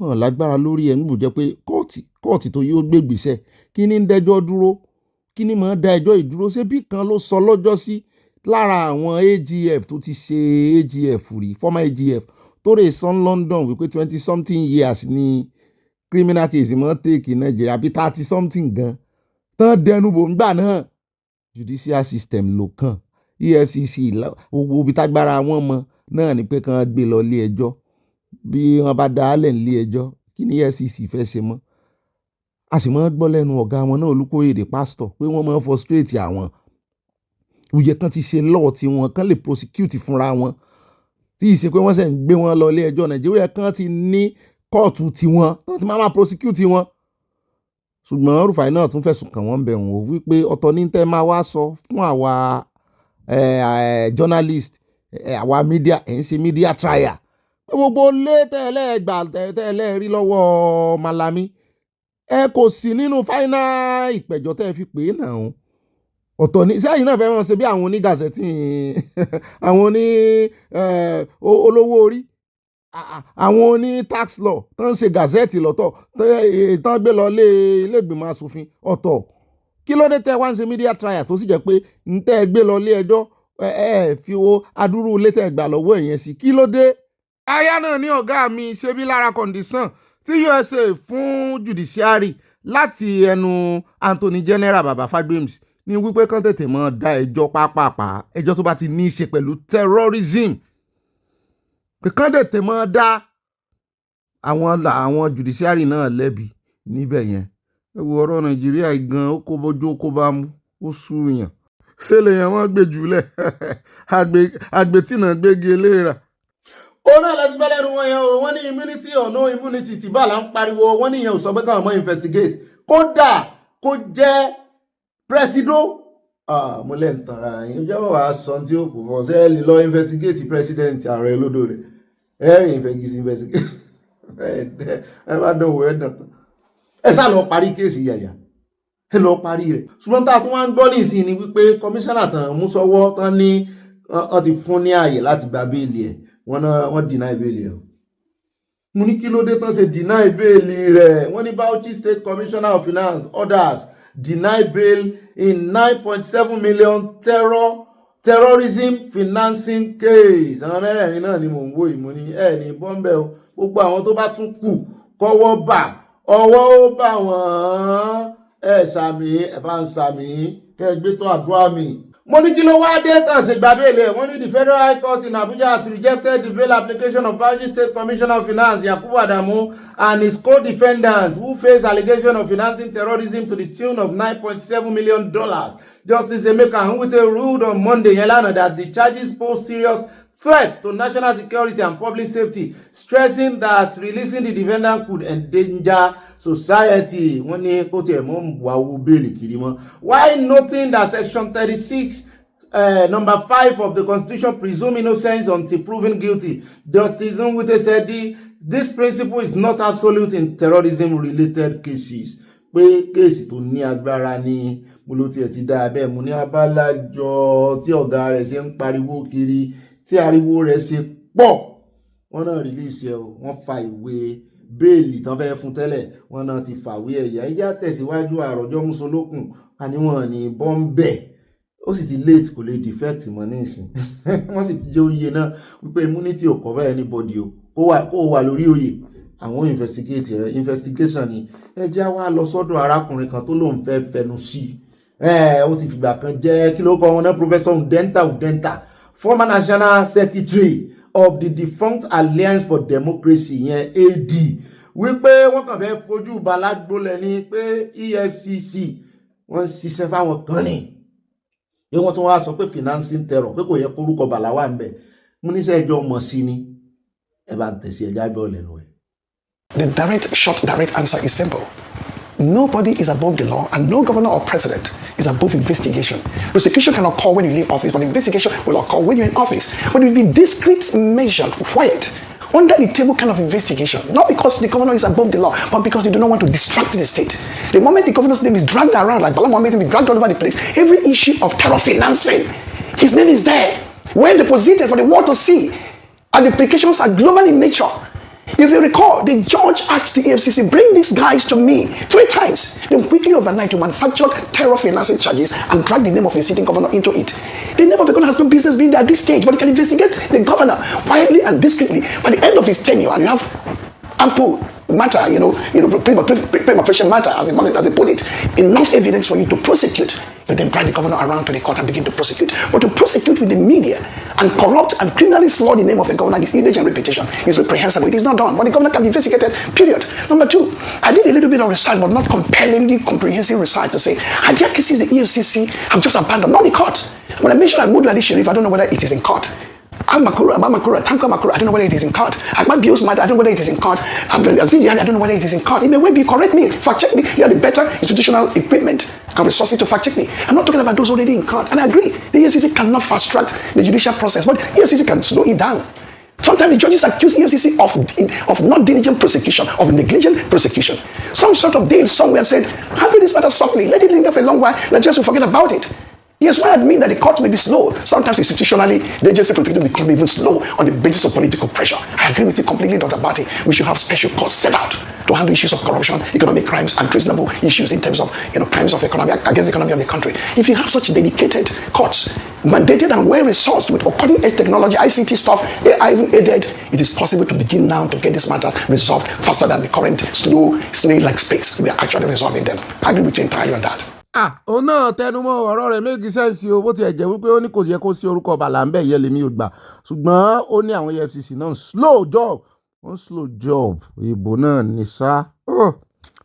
ó rẹ̀ káàbọ̀ padà ẹjẹ́ wá dé ọ̀dọ̀ arákùnrin tó pe ara rẹ̀ ní Chidi Odinkalu níbi tó ti ń sọ fọwọ́sọ̀yà báyìí ni wípé Tinubu does not need Nigerian votes to be president. Ó ní Tinubu needs INEC and judges to give him a result. Mo ní kò lè ṣẹlẹ̀ ààrẹ Tinubu ó bá ti ṣe electoral reform ẹ bá ń tẹ̀sí ẹja gbọ́ lẹ́nu ẹ̀bọ́ yóò make sense nígbà tí mo ti rí orúkọ rẹ̀ gẹ́gẹ́ bí ọmọ Yíbò yìí mo ti ń wò pé ẹ̀ta àánú ní í ṣe ẹja bó ṣe sọ̀rọ̀.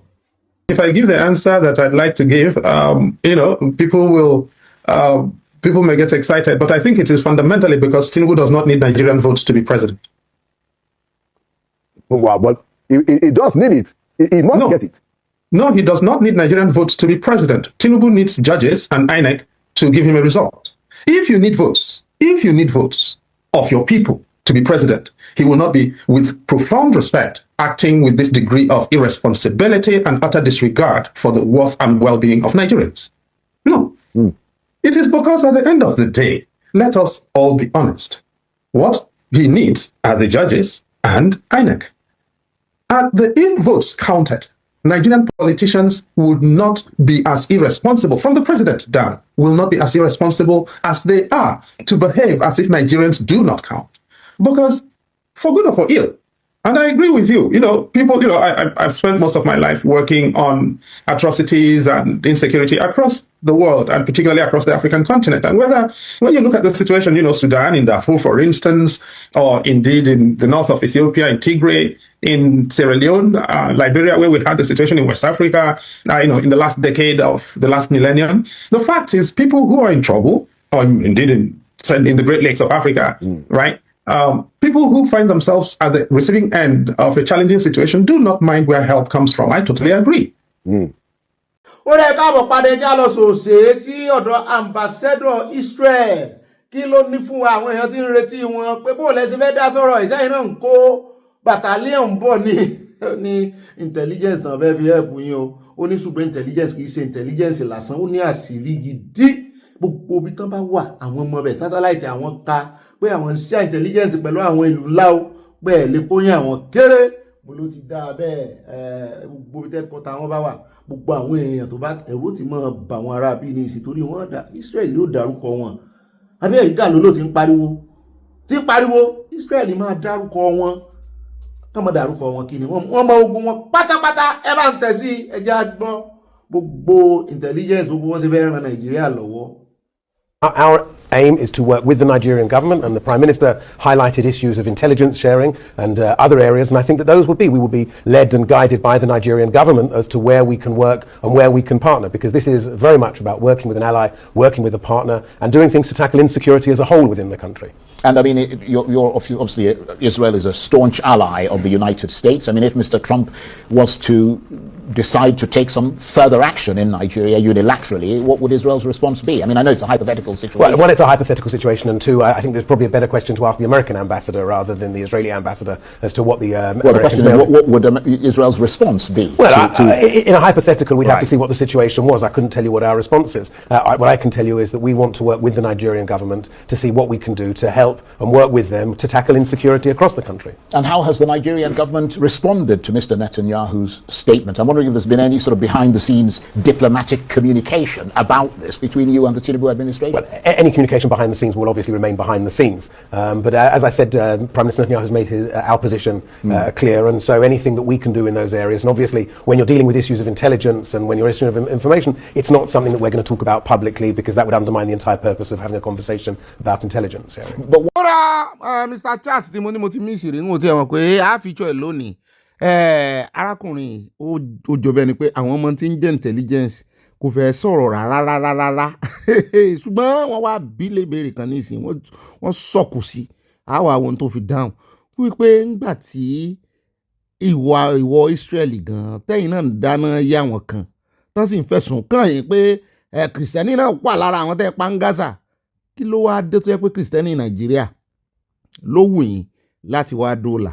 Contradictory given the ongoing Gaza conflict. I don't think they're contradictory at all. What Prime Minister Netanyahu spoke about was Christians across the world. It wasn't only he spoke about Christians in Nigeria, he spoke about Christians across the world. And he highlighted the fact that Israel is the only country in the Middle East where the Christian population is growing. It's the only country in the Middle East where the Christian population is thriving. It's the only country in the Middle East where Christians have complete freedom of worship and freedom to do what they want. And I think that was the point that the Prime Minister Netanyahu was making. And that's the critical point here is that opportunity for Christians. You know, if you look at Israeli society, Christians are the most well-educated in Israel. They are the wealthiest. There are many, many things, but fundamentally, Christians have total freedom of religion. They can pray where they want. You know, we've just had New Year and Christmas, and you saw thousands of Christians in Jerusalem walking through the Via Dolorosa, going to the Church of the Holy Sepulchre. I was actually in Jerusalem on Christmas Eve and on Christmas Day, and we saw Christmas trees and Christmas lights and Christians having a wonderful, wonderful time in Jerusalem, totally free to express their religion, to express their identity, and it was amazing to see. It was amazing as an observant Jew to be able to see this in my home city of Jerusalem.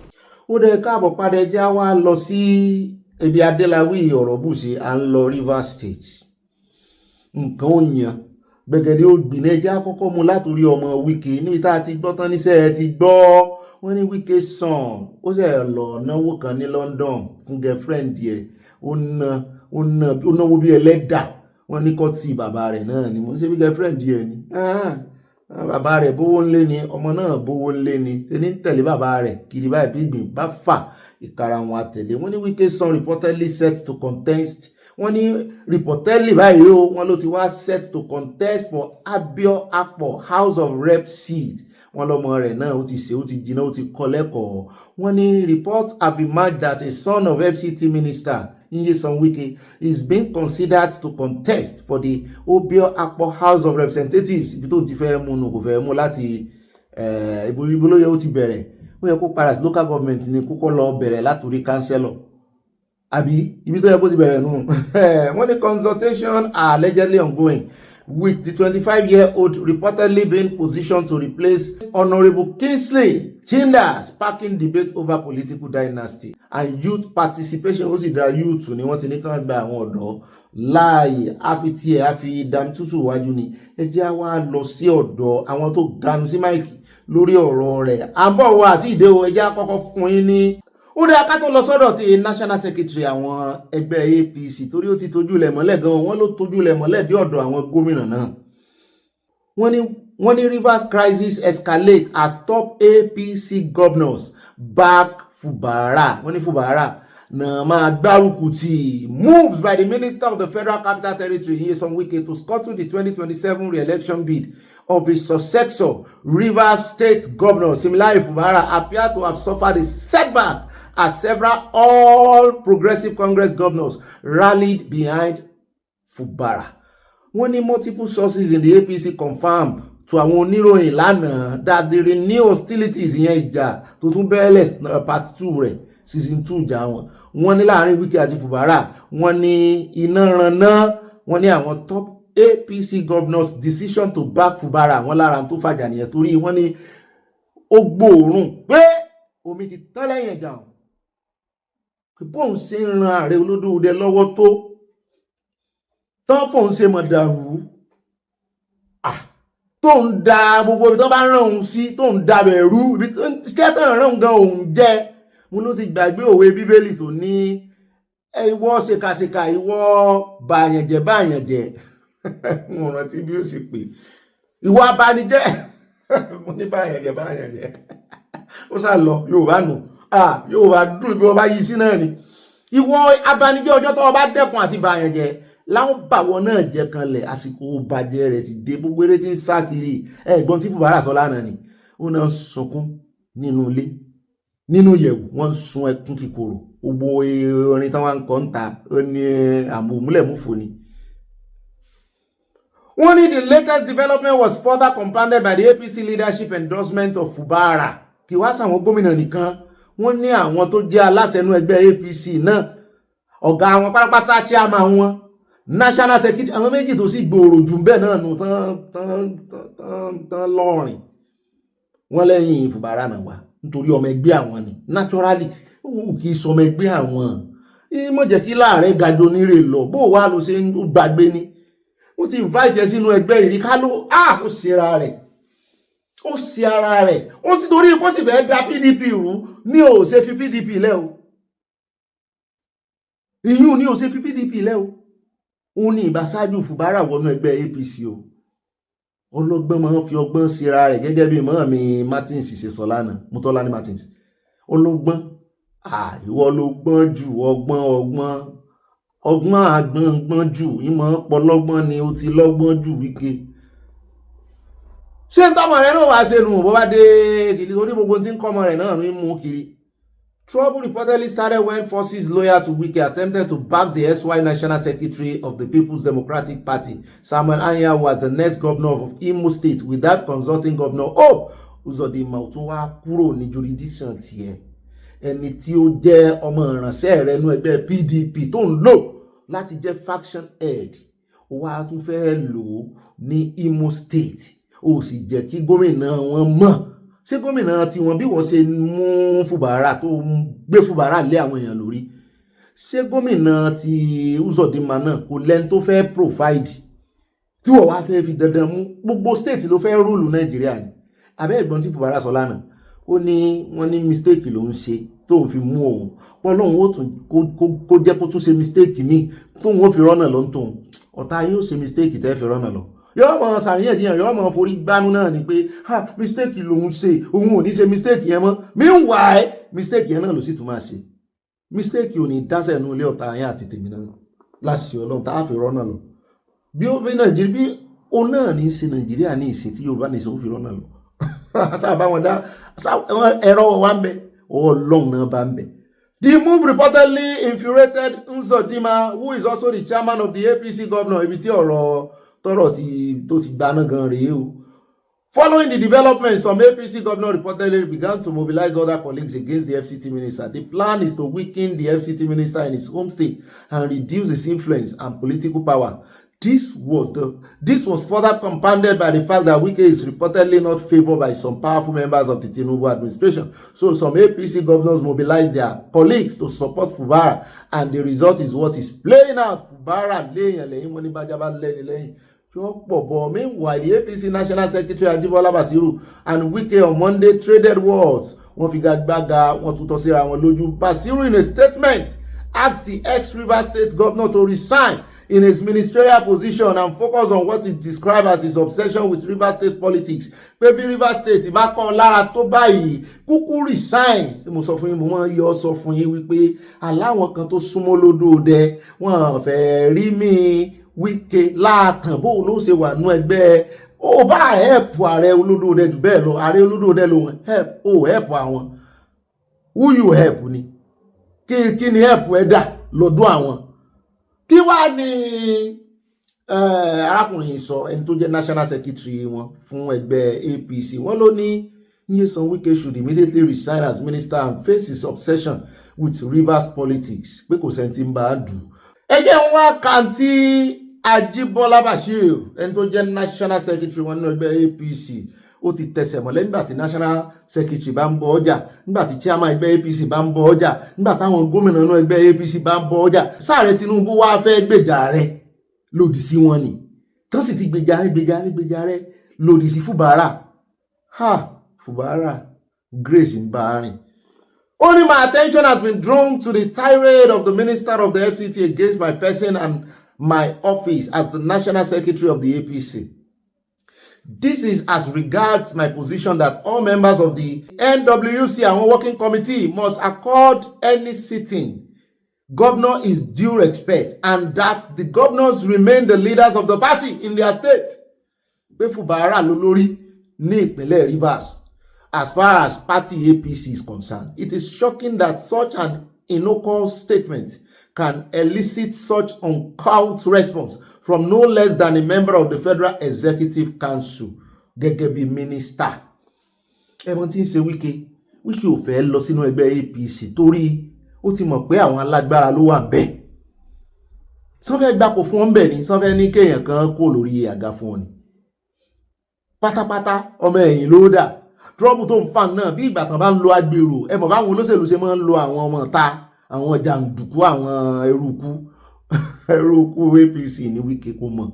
Ó ṣe wá realize ẹ̀, ó wá fẹ́ máa padà sí ilé, ṣùgbọ́n kò tún lè padà sílé torí ẹ̀ lówe Yorùbá tó sọ wípé ìwọ tó bá ń lọ sẹ́dẹ̀ tó fẹ́ kó lẹ́dẹ̀ mọ́ ba ẹ̀dẹ̀ jẹ́ torí bọ́ bá padà dé látẹ̀dẹ̀ ẹ̀dẹ̀ dùn ẹ̀dẹ̀ ò dùn ẹ̀dẹ̀ ló padà sí kó lè ríbi dé sí ilé làpò tí sì ń jókòó déjì. Òun ti gbàgbé nígbà tó ń ba ẹgbẹ́ PDP jẹ́ kó mọ̀ wípé reflection ìbàjẹ́ tó ń ṣe sẹ́gbẹ́ PDP ní national level ó máa reflect dé, ó máa sàn wálẹ̀ dé subnational ní state level. Àwọn náà ló sì bá state level jẹ́ tó rò náà ló kọ́kọ́ kó àwọn 15 tó defect sínú ẹgbẹ́ APC nísìn, òun ló kọ́kọ́ tì wọ́n pé kán defect, òun náà ló kọ́kọ́ ń ba ẹgbẹ́ PDP jẹ́.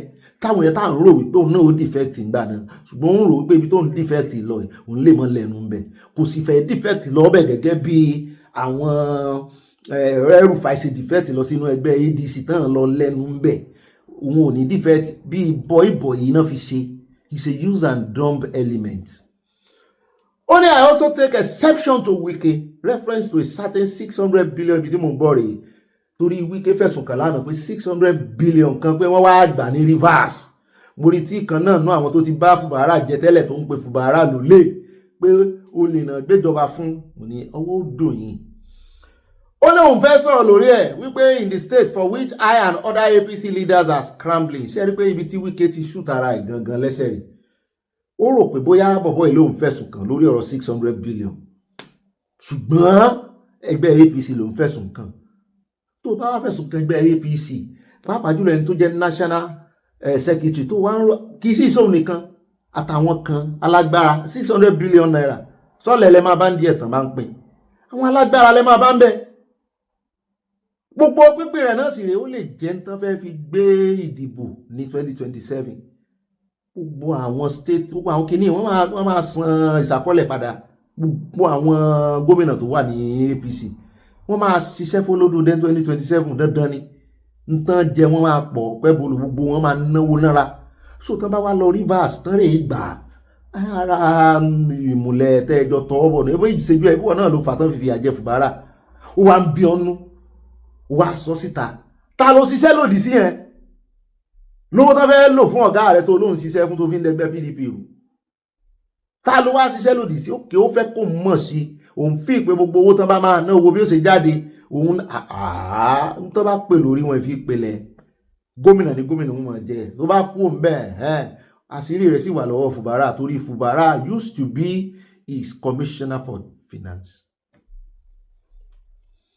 Ó ní lórí owó yẹn ó ní is a cheap blackmail which has become his stock in trade. My background trade record is that of unquestionable integrity. Wọ́n ti improve integrity fúnra wọn. Ẹ rò pé mo wà lẹ́yìn eléyìí náà. They play àyà dey play iṣẹ́ yẹn mo bá wí àyà ni o. Wọ́n wà lẹ́yìn mi ò sí lẹ́yìn kankan nu wọn fi wọ́n pa wẹ̀ẹ́dẹ́ ìròyìn wẹ̀ẹ́dẹ́ náà ká. Ó ní I challenge him to prove his allegations and we may meet in court. Mo ló dáa bẹ́ẹ̀. inú àwọn PDP ó mọ̀ dùn báyìí pé Ọlọ́run ò ní jẹ́ kí àárín wọn tò ó sì ṣe ààrẹ olórí òde òsì ńlé.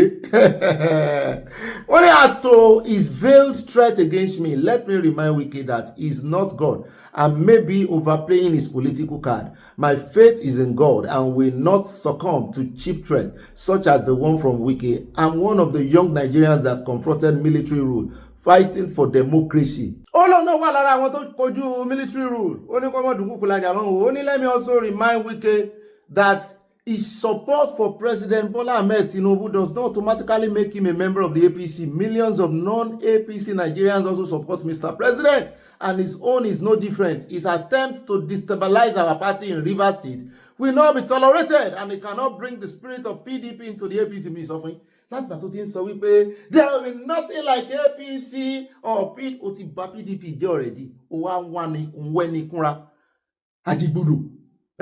Kò sí PDP kò sí APC. Ọdẹ wọ́n máa yọ Ọgbẹ́ni tó ń pera rẹ̀ ní chairman APC yẹn ní Rivers, wọ́n máa yọ òun náà. Ẹ máa rí tí ń láàgùn bọ̀lọ̀bọ̀lọ̀ nìkan ní láàgùn láàrin wọn lánàá pẹ̀lú gòdùdù nú oòrùn. So ó fẹ́ báyé APC jẹ́ Rivers.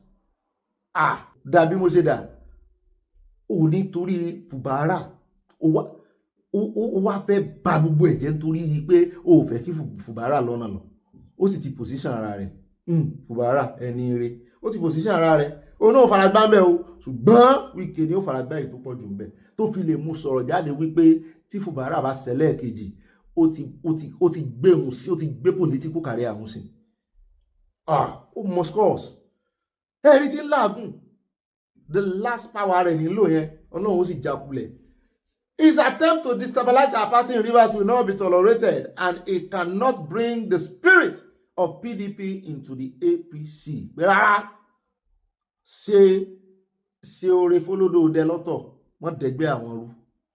Bólódò dẹ bá lọ tán, structure ó gbọ́dọ̀ wà ńbẹ̀. Finally, my advice to Nyesom Wike is that he cannot be in the Federal Executive Council of an APC government and be causing confusion within any organ or structure of the party at any level, using the leverage of that same office.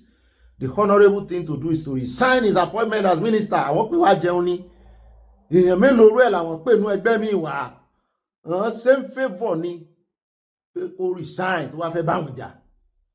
Kàn ọmọ kọlọ ẹ̀ gangan. Bébí mi ṣó kọlọ ẹ̀ kájọ máa rọ́ọ̀kì inú mi dùn fún. Answer! Dr. T. Eleni. Senator Ajibola Bashir, National Secretary, APC. Èmi fẹ́ wo ẹ̀yin ẹni tó lódò dẹ́ fẹ́ gbèsì. Mo fẹ́ wo ẹ̀yin ẹni tó lódò dẹ́ fẹ́ gbèsì. This time around, ẹ máa rí pé lódò dẹ́ máa gbéná wojú ẹ̀. Òun ló dẹ̀ fà. Òun náà dẹ̀ ti ń dọ́gbọ́n sọ̀rọ̀ sọ lódò dẹ́. They will not come in from the top. They will not give me any instruction. Báyìí kọ́ ló ṣe sọ. They will not call me from the top. Nobody will give me any jokes. I know it's in see me. We won't see low coughlin. Tàbí kó wọ́n jorógbó. Ẹ jẹ́ àwọn àtẹ̀tí lọ́yà tí ẹ tiẹ̀ sí. Òun náà sọ̀rọ̀ ń pa àtàwọn yòókù tó bá sọ ká tó wá káde ètò ńlẹ̀ lónìí bàbá padà dé. Then if we have to look at the constitutional provisions of political parties and their leadership together with the provisions of the Electoral Act, it's different. But we're dealing with a figure who thrives in controversy.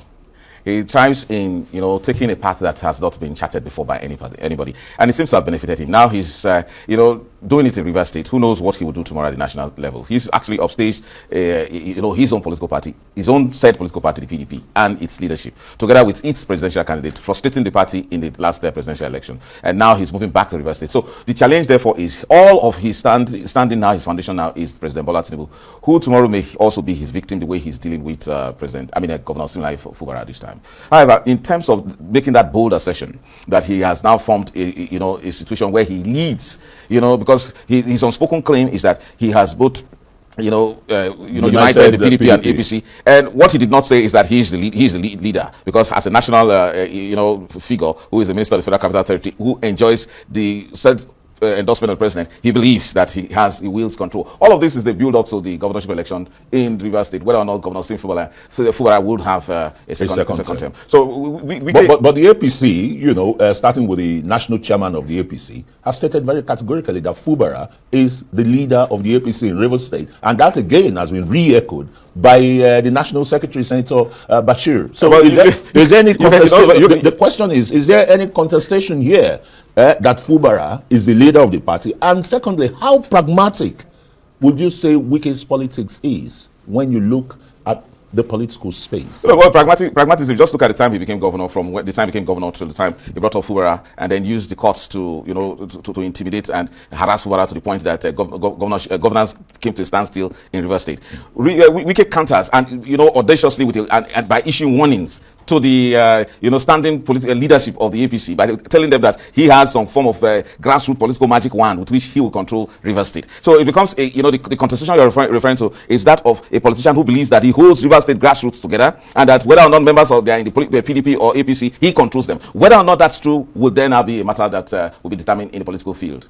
And now here's a figure claiming to have united two political parties without any formal measure, and basing it on some kind of I would say that he went by tempting some people to defect from one political party to the other, and then using the courts to justify it, and then use the powers of the federal might to also give them some form of protection. Now he relies on manipulating the system. He relies on his own special political maneuver, which has done very well. There's no doubt about that. He's done it. He's played starting with G5. He negotiated power as a PDP member, becoming a minister in an APC government that seems to have the serious support of the president, which I think that the president is riding on a tiger by the tail, because one day this same controversial and maneuvering political figure may one day be the political undoing of Mr. President, if he one day now claims that he put the president in power, more or less, and that's the reason why the president is unable to do anything to him, and that's the reason why he feels a sense of entitlement in 2027 to also continue as minister, to the point where he can determine whether or not a governor that ought to enjoy the power of incumbency as the head of and the leader of a political party is now being threatened by a political figure who is simply a minister, a position he enjoys by the simple pleasure of the president, using it to not for the political future of the governor. That is unprecedented, but he does so because he has a political history of maneuvering the system, of disrupting the institutionalization of political parties, and then having his own way. There's a lot of tests for the Rivers people to determine whether Nyesom Wike as governor and then now as minister in a far distant, removed structure from the political party that reigns in Rivers State, now is also asserting political control to the point that he's issuing warning to APC national leadership. I think something is brewing. I think the adrenaline is pumping now. Let's just ẹ mọ̀ wulẹ̀ just jẹ́ ká wá sọ̀rọ̀ lé lórí ká dín tó ń lẹ̀ náà lẹ ti gbọ́ yẹn gbogbo mọ̀dàrú gbogbo ìwà láabi ìwà wọ̀nbìlíkì wọ̀nbìà èmi nìkan ni. láti ẹ̀sùn gbọ́tán ló tún brag wípé allegedly ó ní òun ná 50 billion naira láti make sure wípé Ààrẹ Olódòdẹ wọlé, kò sí bí ó ṣe ní náwó lóòótọ́ torí ó gbé Ààrẹ Olódòdẹ iye tó bá sì lóun ná náà ló ná. Bóyá nítorí wọn bà lẹ́rù náà nìyẹn wípé òun gbọ́ tán sọ̀rọ̀ 600 billion naira kan sí gbogbo Rivers náà wà fi ṣe ìdìbò ni. Ó mọ̀ ga o, bóyá ààrẹ Tinubu ò carry along pẹ̀lú gbogbo bí ibas nígbà tí wọ́n fi kìíní síbẹ̀ administrator nígbà emergency. Mi ò rò pé ààrẹ Tinubu carry along bí ọ̀rọ̀ owó ṣe. Nǹkan yan ẹjẹ́ àmọ́ dúró dẹ́ńtà ààrẹ Tinubu ó gbèsè lẹ́yìn. Ó dáa ní rí jù báyìí lọ o, bẹ̀rọ̀ mi dẹlẹ́rù kò sí tó kàn bẹ́ẹ̀ wẹ̀ẹ́dẹ́ làwọn á fi wọ́n pa, ṣùgbọ́n àárí wọn fi pa wẹ̀ẹ́dẹ́ dáadáa, àkànmọ̀ pé inú ọdún yìí á tètè bẹ̀rẹ̀ inú ọdún yìí ni. Bẹ́ẹ̀ náà ni Ọlọ́run wà bá wa fi ìyàtọ̀ tó jẹ gbogbo wọn pátápátá, gbogbo àwọn tí ń sá lọ, gbogbo àwọn tí wọ́n ń sá lọ tán ṣe iṣẹ́ ibi tán ń sá lọ f'Amẹ́ríkà tán ń sá lọ ṣe rí iṣẹ́ tí Israel fẹ́ wá ṣe. Kì í ṣe intelligence kékeré o, àwọn tó sì fẹ́ lò kì í ṣe àwọn tó máa gbàbọ̀dé fún wọn, kì í ṣe àwọn tó máa gbàbọ̀dé torí ẹ̀ lára ṣe ń kágbó lólò lánàá pé ó ṣe jóbìnrin ó ṣe jẹ́ ìyàwó ojúkú Olódòdẹ Biafra ní í ṣe àwọn kan fi ṣe muslim ticket. Ẹ wọ agbára ti tán lọ́wọ́ àwọn Fúlàní, that's the end fún àwọn Fúlàní. Nítorí ẹ̀ k'Olódòdẹ náà wá perfect gbogbo ẹ̀, this is the time ó yẹ k'Olódòdẹ ti wá challenge báyìí wípé yes òun fẹ́ kọ́lọ́ ń lòun láti gba ìran òun lẹ̀ toró náà ti rí kedere báyìí, àṣírí wọn ti tú s'Olódòdẹ lọ́wọ́, wọ́n ti rí kedere s'Olódòdẹ. Àwa sì ń tẹnumọ́ o lórí ọ̀rọ̀ bàbá Sunday Igboho, ó ti gbogbo ẹ̀ ti ń yé yín báyìí àbí òye yín asọ̀sọ̀sọ ẹ̀dá èmi ò mọ géèmù tẹ́ ń play o mi ò mọ permutation tẹ́ ń ṣe o ẹ tú Sunday Igboho lẹ̀ o ẹ mọ wo tèèyàn kan ṣe anything o ẹ tú Sunday àwọn oníròyìn gan tẹnu mọ́ wípé ọ̀nà tí Sunday Igboho ń gbà ajá tiẹ̀ kí ni sọ Charles sọ ní Arise TV o kíní gan sọ ta ló tún sọnù wọn náà àwọn oníròyìn kan wọ́n fẹ́ fàjà láàrin oníròyìn kan the other guy tó máa ń wọ táì oníkìní yẹn òun náà sọ pé ọ̀nà tí Sunday Igboho ń gbà já tiẹ̀ ó yàtọ̀ sí Nnamdi Kanu ó yàtọ̀ gédégédé àwọn ò bá Biafra tán èmi máa sọ mo sì dúró lórí èmi ò mọ tí ń jẹ́ Biafra tèmi o oníkálukú wà lórí ọwọ́ ẹni àkórìíra ẹnì kankan kọ́mọ́ fi tiwọn kó bá wa tọ̀tọ̀ láyàn pín àwọn àṣejàgíjàgan àmọ́ bọ́n lò àmọ́ bọ́n ṣe ń kojú ìjà kọ sójà àbí wọ́n ṣe ń ní síta tó lè gbọ́ ẹ ṣáàgbà láyé tí bàbá wa Akíntóyè ṣe pé ọ̀nà àlàáfíà ni wọ́n tún sọ̀rọ̀ nípa referendum àtàwọn ìgbésẹ̀ tó ń gbé tá a ṣe mọ̀ lọ́jọ́ yẹn yóò sì ṣèso re òmìnira là ń wá ó sì wà nù lọ́ọ̀ ìfẹ́ àlàáfíà la sì fi ń wá ní kí àwọn sọ ń bí náà àwọn èyí sọ pé kí Nàìjíríà pín lórí bí àwọn tó bá sọ nù kọ́mẹ́ǹtì àwọn pé wọ́n ṣàkíyèsí kò sí tó kan èmi nípa pé kí Nàìjíríà pín kò kàn mí torí as far as I'm concerned ọmọ Nàìjíríà sì ni mí ojú Nàìjíríà náà fi ń wò mí nílùú tí mo wà gan ó ní pálí ìlú wọn jù bẹ́ẹ̀ lọ wọ́n máa kọ Nàìjíríà sórí ìwé wọn a fẹ́ gbòmìnira kó ń bẹ́ẹ̀ ni bọ́mọ ìyá mẹ́ta bá wà wọ́n bá gbóúnjẹ ẹlẹ̀ àbí tí nǹkan odidi ọsàn kan bá wà tán bá ní ẹ̀ọ́dà àní pín o àwọn mẹ́ta àbí ká láwọn mẹ́rin torí mẹ́rin náà máa sábà gé ọsàn sí àwọn mẹ́rin wá ń wọ ọsàn lójú ọjọ́ kìíní lọ ọjọ́ kejì lọ àmúmu lọ́sàn ìkànnì wọn wá ń sọ fún wọn àwọn mẹ́ta yòókù sáà ń ṣagídí ni pé irọ́ o àní pín o ọsàn sì ti ń bàjẹ́ lọ múmu lọ́sàn yìí ẹ jẹ́ á pín kínní ó ní rárá o àwọn láwọn ò ní pín ó rẹ̀ fún mi ń tèmi bẹ́ẹ̀ bá ní pín ìtumọ̀ pínpín ni pé bó bá jẹ́ èèyàn mẹ́rin ni ẹ pín sí mẹ́rin bó bá jẹ́ èèyàn mẹ́rin ló fẹ́ pín nǹkan odidi ẹ pín sí mẹ́rin ẹ̀yà mélòó ló wà Nàìjíríà ẹ̀yà ti pọ̀ kì í ṣe mẹ́ta mọ́ Niger Delta náà ọjọ́ tó bá ní wọ́n fẹ́ pín báyìí tó bá gbé wọn fẹ́ pín Niger Delta náà ń bọ̀ òun náà bọ̀ wá gbà tí ẹ mọ́ bá ṣe wọ́n pín kéèkì nígbà tá a bá ń ṣe ọjọ́ bí wọ́n máa ń pín kéèkì báyìí pínpín rẹ̀ sì rèé ó lè mọ́ jẹ́ ikú ọ̀ èèyàn kò fẹ́ sọ pé òun lò ní kinní jù yóò dìjà àwa sì ti mọ̀ in fact ẹ fẹ́ mi ń tèmi nì ẹ̀yin yòókù ẹ dìra yín mú ibi tẹ́ ẹ bá ti yọ tèmi kò bẹ́ẹ̀ nù ìlà àwẹ̀ nínú àwẹ̀ mẹ́rin tẹ́ ẹ ti gé ọsàn sí tèmi tẹ́ ẹ yọ kò bẹ́ẹ̀ ẹ lè wá gbàlúmọ̀ tàbí kẹ́ ẹ wá banana tàbí kẹ́ ẹ wá ọsàn wo ló tún wà náà àbí kẹ́ ẹ rè wá lẹ́mọ̀n kẹ́ ẹ wá fi díbẹ̀ kẹ́ ẹ wá fòkùn wé pé kẹ́ ẹ mọ̀ pera yín lọ́kàn ẹ bá mú tèmi ṣé wọ́n wá pinnu wọ́n pín àwọn yòókù sì dúró ibo sì lè decide lọ́la pé ebọ́n ti ń sọ pọ́n ti gba Biafra nìyẹn ti wà ní Nàìjíríà wọ́n lè ní àwọn fẹ́ sì fẹ́ mọ́ báwọn Fúlàní ṣe o Niger Delta náà sì lè ní àwọn fẹ́ mọ́ bọ́n pín epo àwọn o Yorùbá ó sì ṣe kí ni yóò sì dúró jẹ́ àwọn àmọ́ bára wa ṣe àlẹ́ mọ́ bára wa ṣe torí ẹgbẹ́ ara wa náà la wà á ní shift ilẹ̀ orí ilẹ̀ ta wà náà ní àgbélẹ̀kùn bẹ́ẹ̀ kùtọ́ ọ̀rọ̀ làwọn máa sọ fún wa ká mọ ibi tá a dé ká lè mọ ibi tá a ń lọ bá ṣe kanra mọ́ so ẹgbẹ́ wa náà wà neighbor country náà máa jẹ́ bí wàhálà bá dé àjọba ara wa fà ní bálàáfíà bá sì dé so bó ṣe jẹ́ nìyẹn jẹ́ àmọ́ fojú wo practically inú imagination lọ́pọ̀lọpọ̀ tí máa wò ẹ jẹ́ ká gbé kalẹ̀ sórí board ká wò bó ṣe wà apply bó ṣe wà lẹ́ǹsìn báwọn Haúsá bá sì gbà wọn Fúlàní láàyè tán sílẹ̀kùn fún wọn dọ́là forever náà máa fẹ́ wá máa dààmú àwa tá a jẹ́ neighboring country wọn àwa la máa dúró ti rí tí mo sì ń wò yìí yóò fẹ́ jọ Israel àti Palestine kómìnira dé gan yóò fẹ́ jọ ti Israel àti Palestine tí ìwò débẹ̀ àfìrè pàdé àti parí ìròyìn ẹ̀ ń bára èso wà yá jẹ́ àmọ̀ bò bá wà o jẹ́ mi ò ṣe goodbye sáwọn èèyàn mi ń bí love you bye bye. ó dá ọ̀gá mi ẹ̀já wa mẹ́nu lé abala ẹ̀ ń bára yè mo kí yín káàbọ̀ gbẹ̀yìn olólùfẹ́ wa ẹ̀ ń bára yè ni o ó dá ẹja lọ tààràtààrà sí Maiduguri ẹni kí la fẹ́ lọ sí ń bẹ̀ à ń tẹ̀lé à ń kọ̀wọ́rìn pẹ̀lú Ọọ̀ni of Ifẹ̀ àti àwọn lọ́balọ́ba tí wọ́n jọ kọ̀wọ́rìn lọ́ọ̀bẹ̀ ni ọ̀rọ̀ kan ló wá ṣẹlẹ̀ nígbà tán débẹ̀ tán kí wọ́n káàbọ̀ tán náà ní ẹkú lé o wọ́n bá dì mọ́ra pẹ́kínpẹ́kí náà bá bẹ̀rẹ̀ sí sọ ìtàn ìgbà tí mo gbọ́ ìtàn yẹn ó yà mí lẹ́nu ó ṣe mí kàyéfì mo ní ṣé school of history ní Ọọ̀ni of Ifẹ̀ lọ ni mo bá sá sí AI lórí Google school wo gan ni Ọọ̀ni Ògúnwùsì Adéyẹyè lọ wọ́n ní the highest school ibi tán ti parí náà is HND ní Poly Ìbàdàn mo ní Poly Ìbàdàn is as good as university is a university lọ́dọ̀ tí is a great school wọ́n ní HND náà ṣe mo ní ṣe mo wá béèrè pé ṣé wọ́n ń ṣe history ní Poly Ìbàdàn ni wọn ò tí ì rí èèyàn dá mi lóhùn torí history tí Ọọ̀ni ń sọ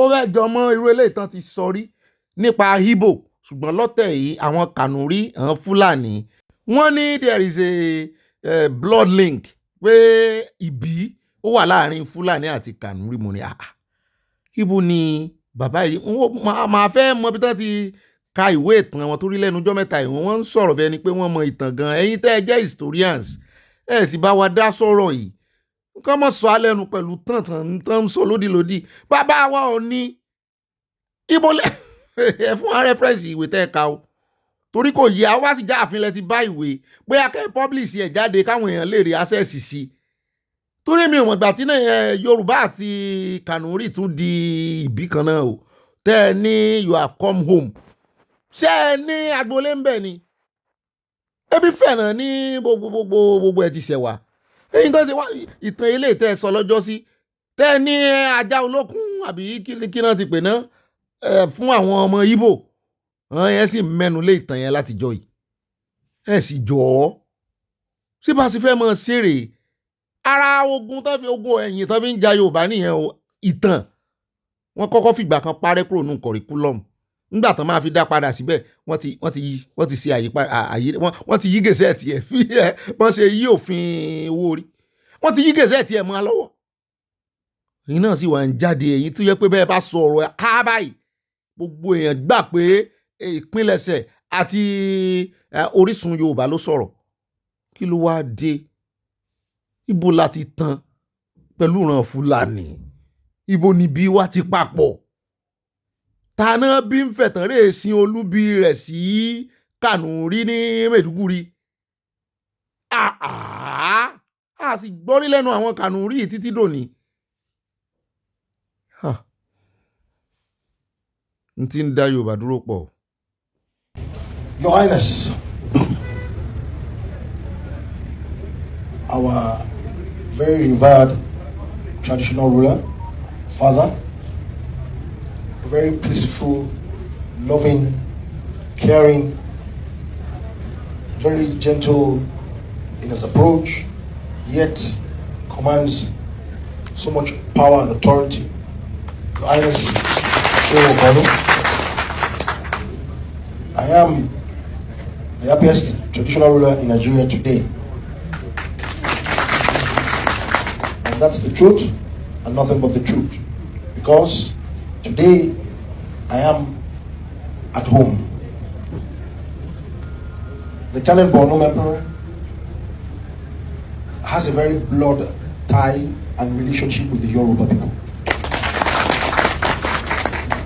Far in our history,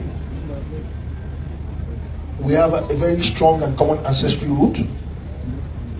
Our ancestors passed through this empire, coming from Ife, going all the way to the eastern part of the world, because Ife is the cradle of civilization and the root of where we all emerged.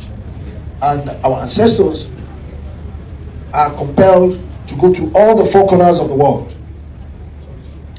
Passing through here, they left some of their offsprings all the way to the east, going to the west of the world, all the way to the north, and coming back south.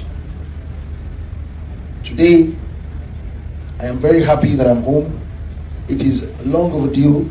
I've been looking forward to a day that I will be part of our bloodline and our family members all the way in Maiduguri, and today it happened.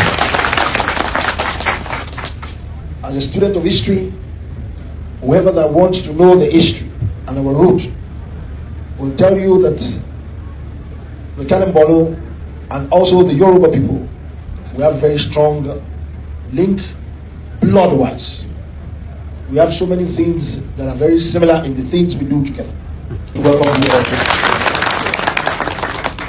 Your Highness, I have so much regard for you as one of our elder statesmen, a traditional ruler par excellence, and also a leader of a high repute.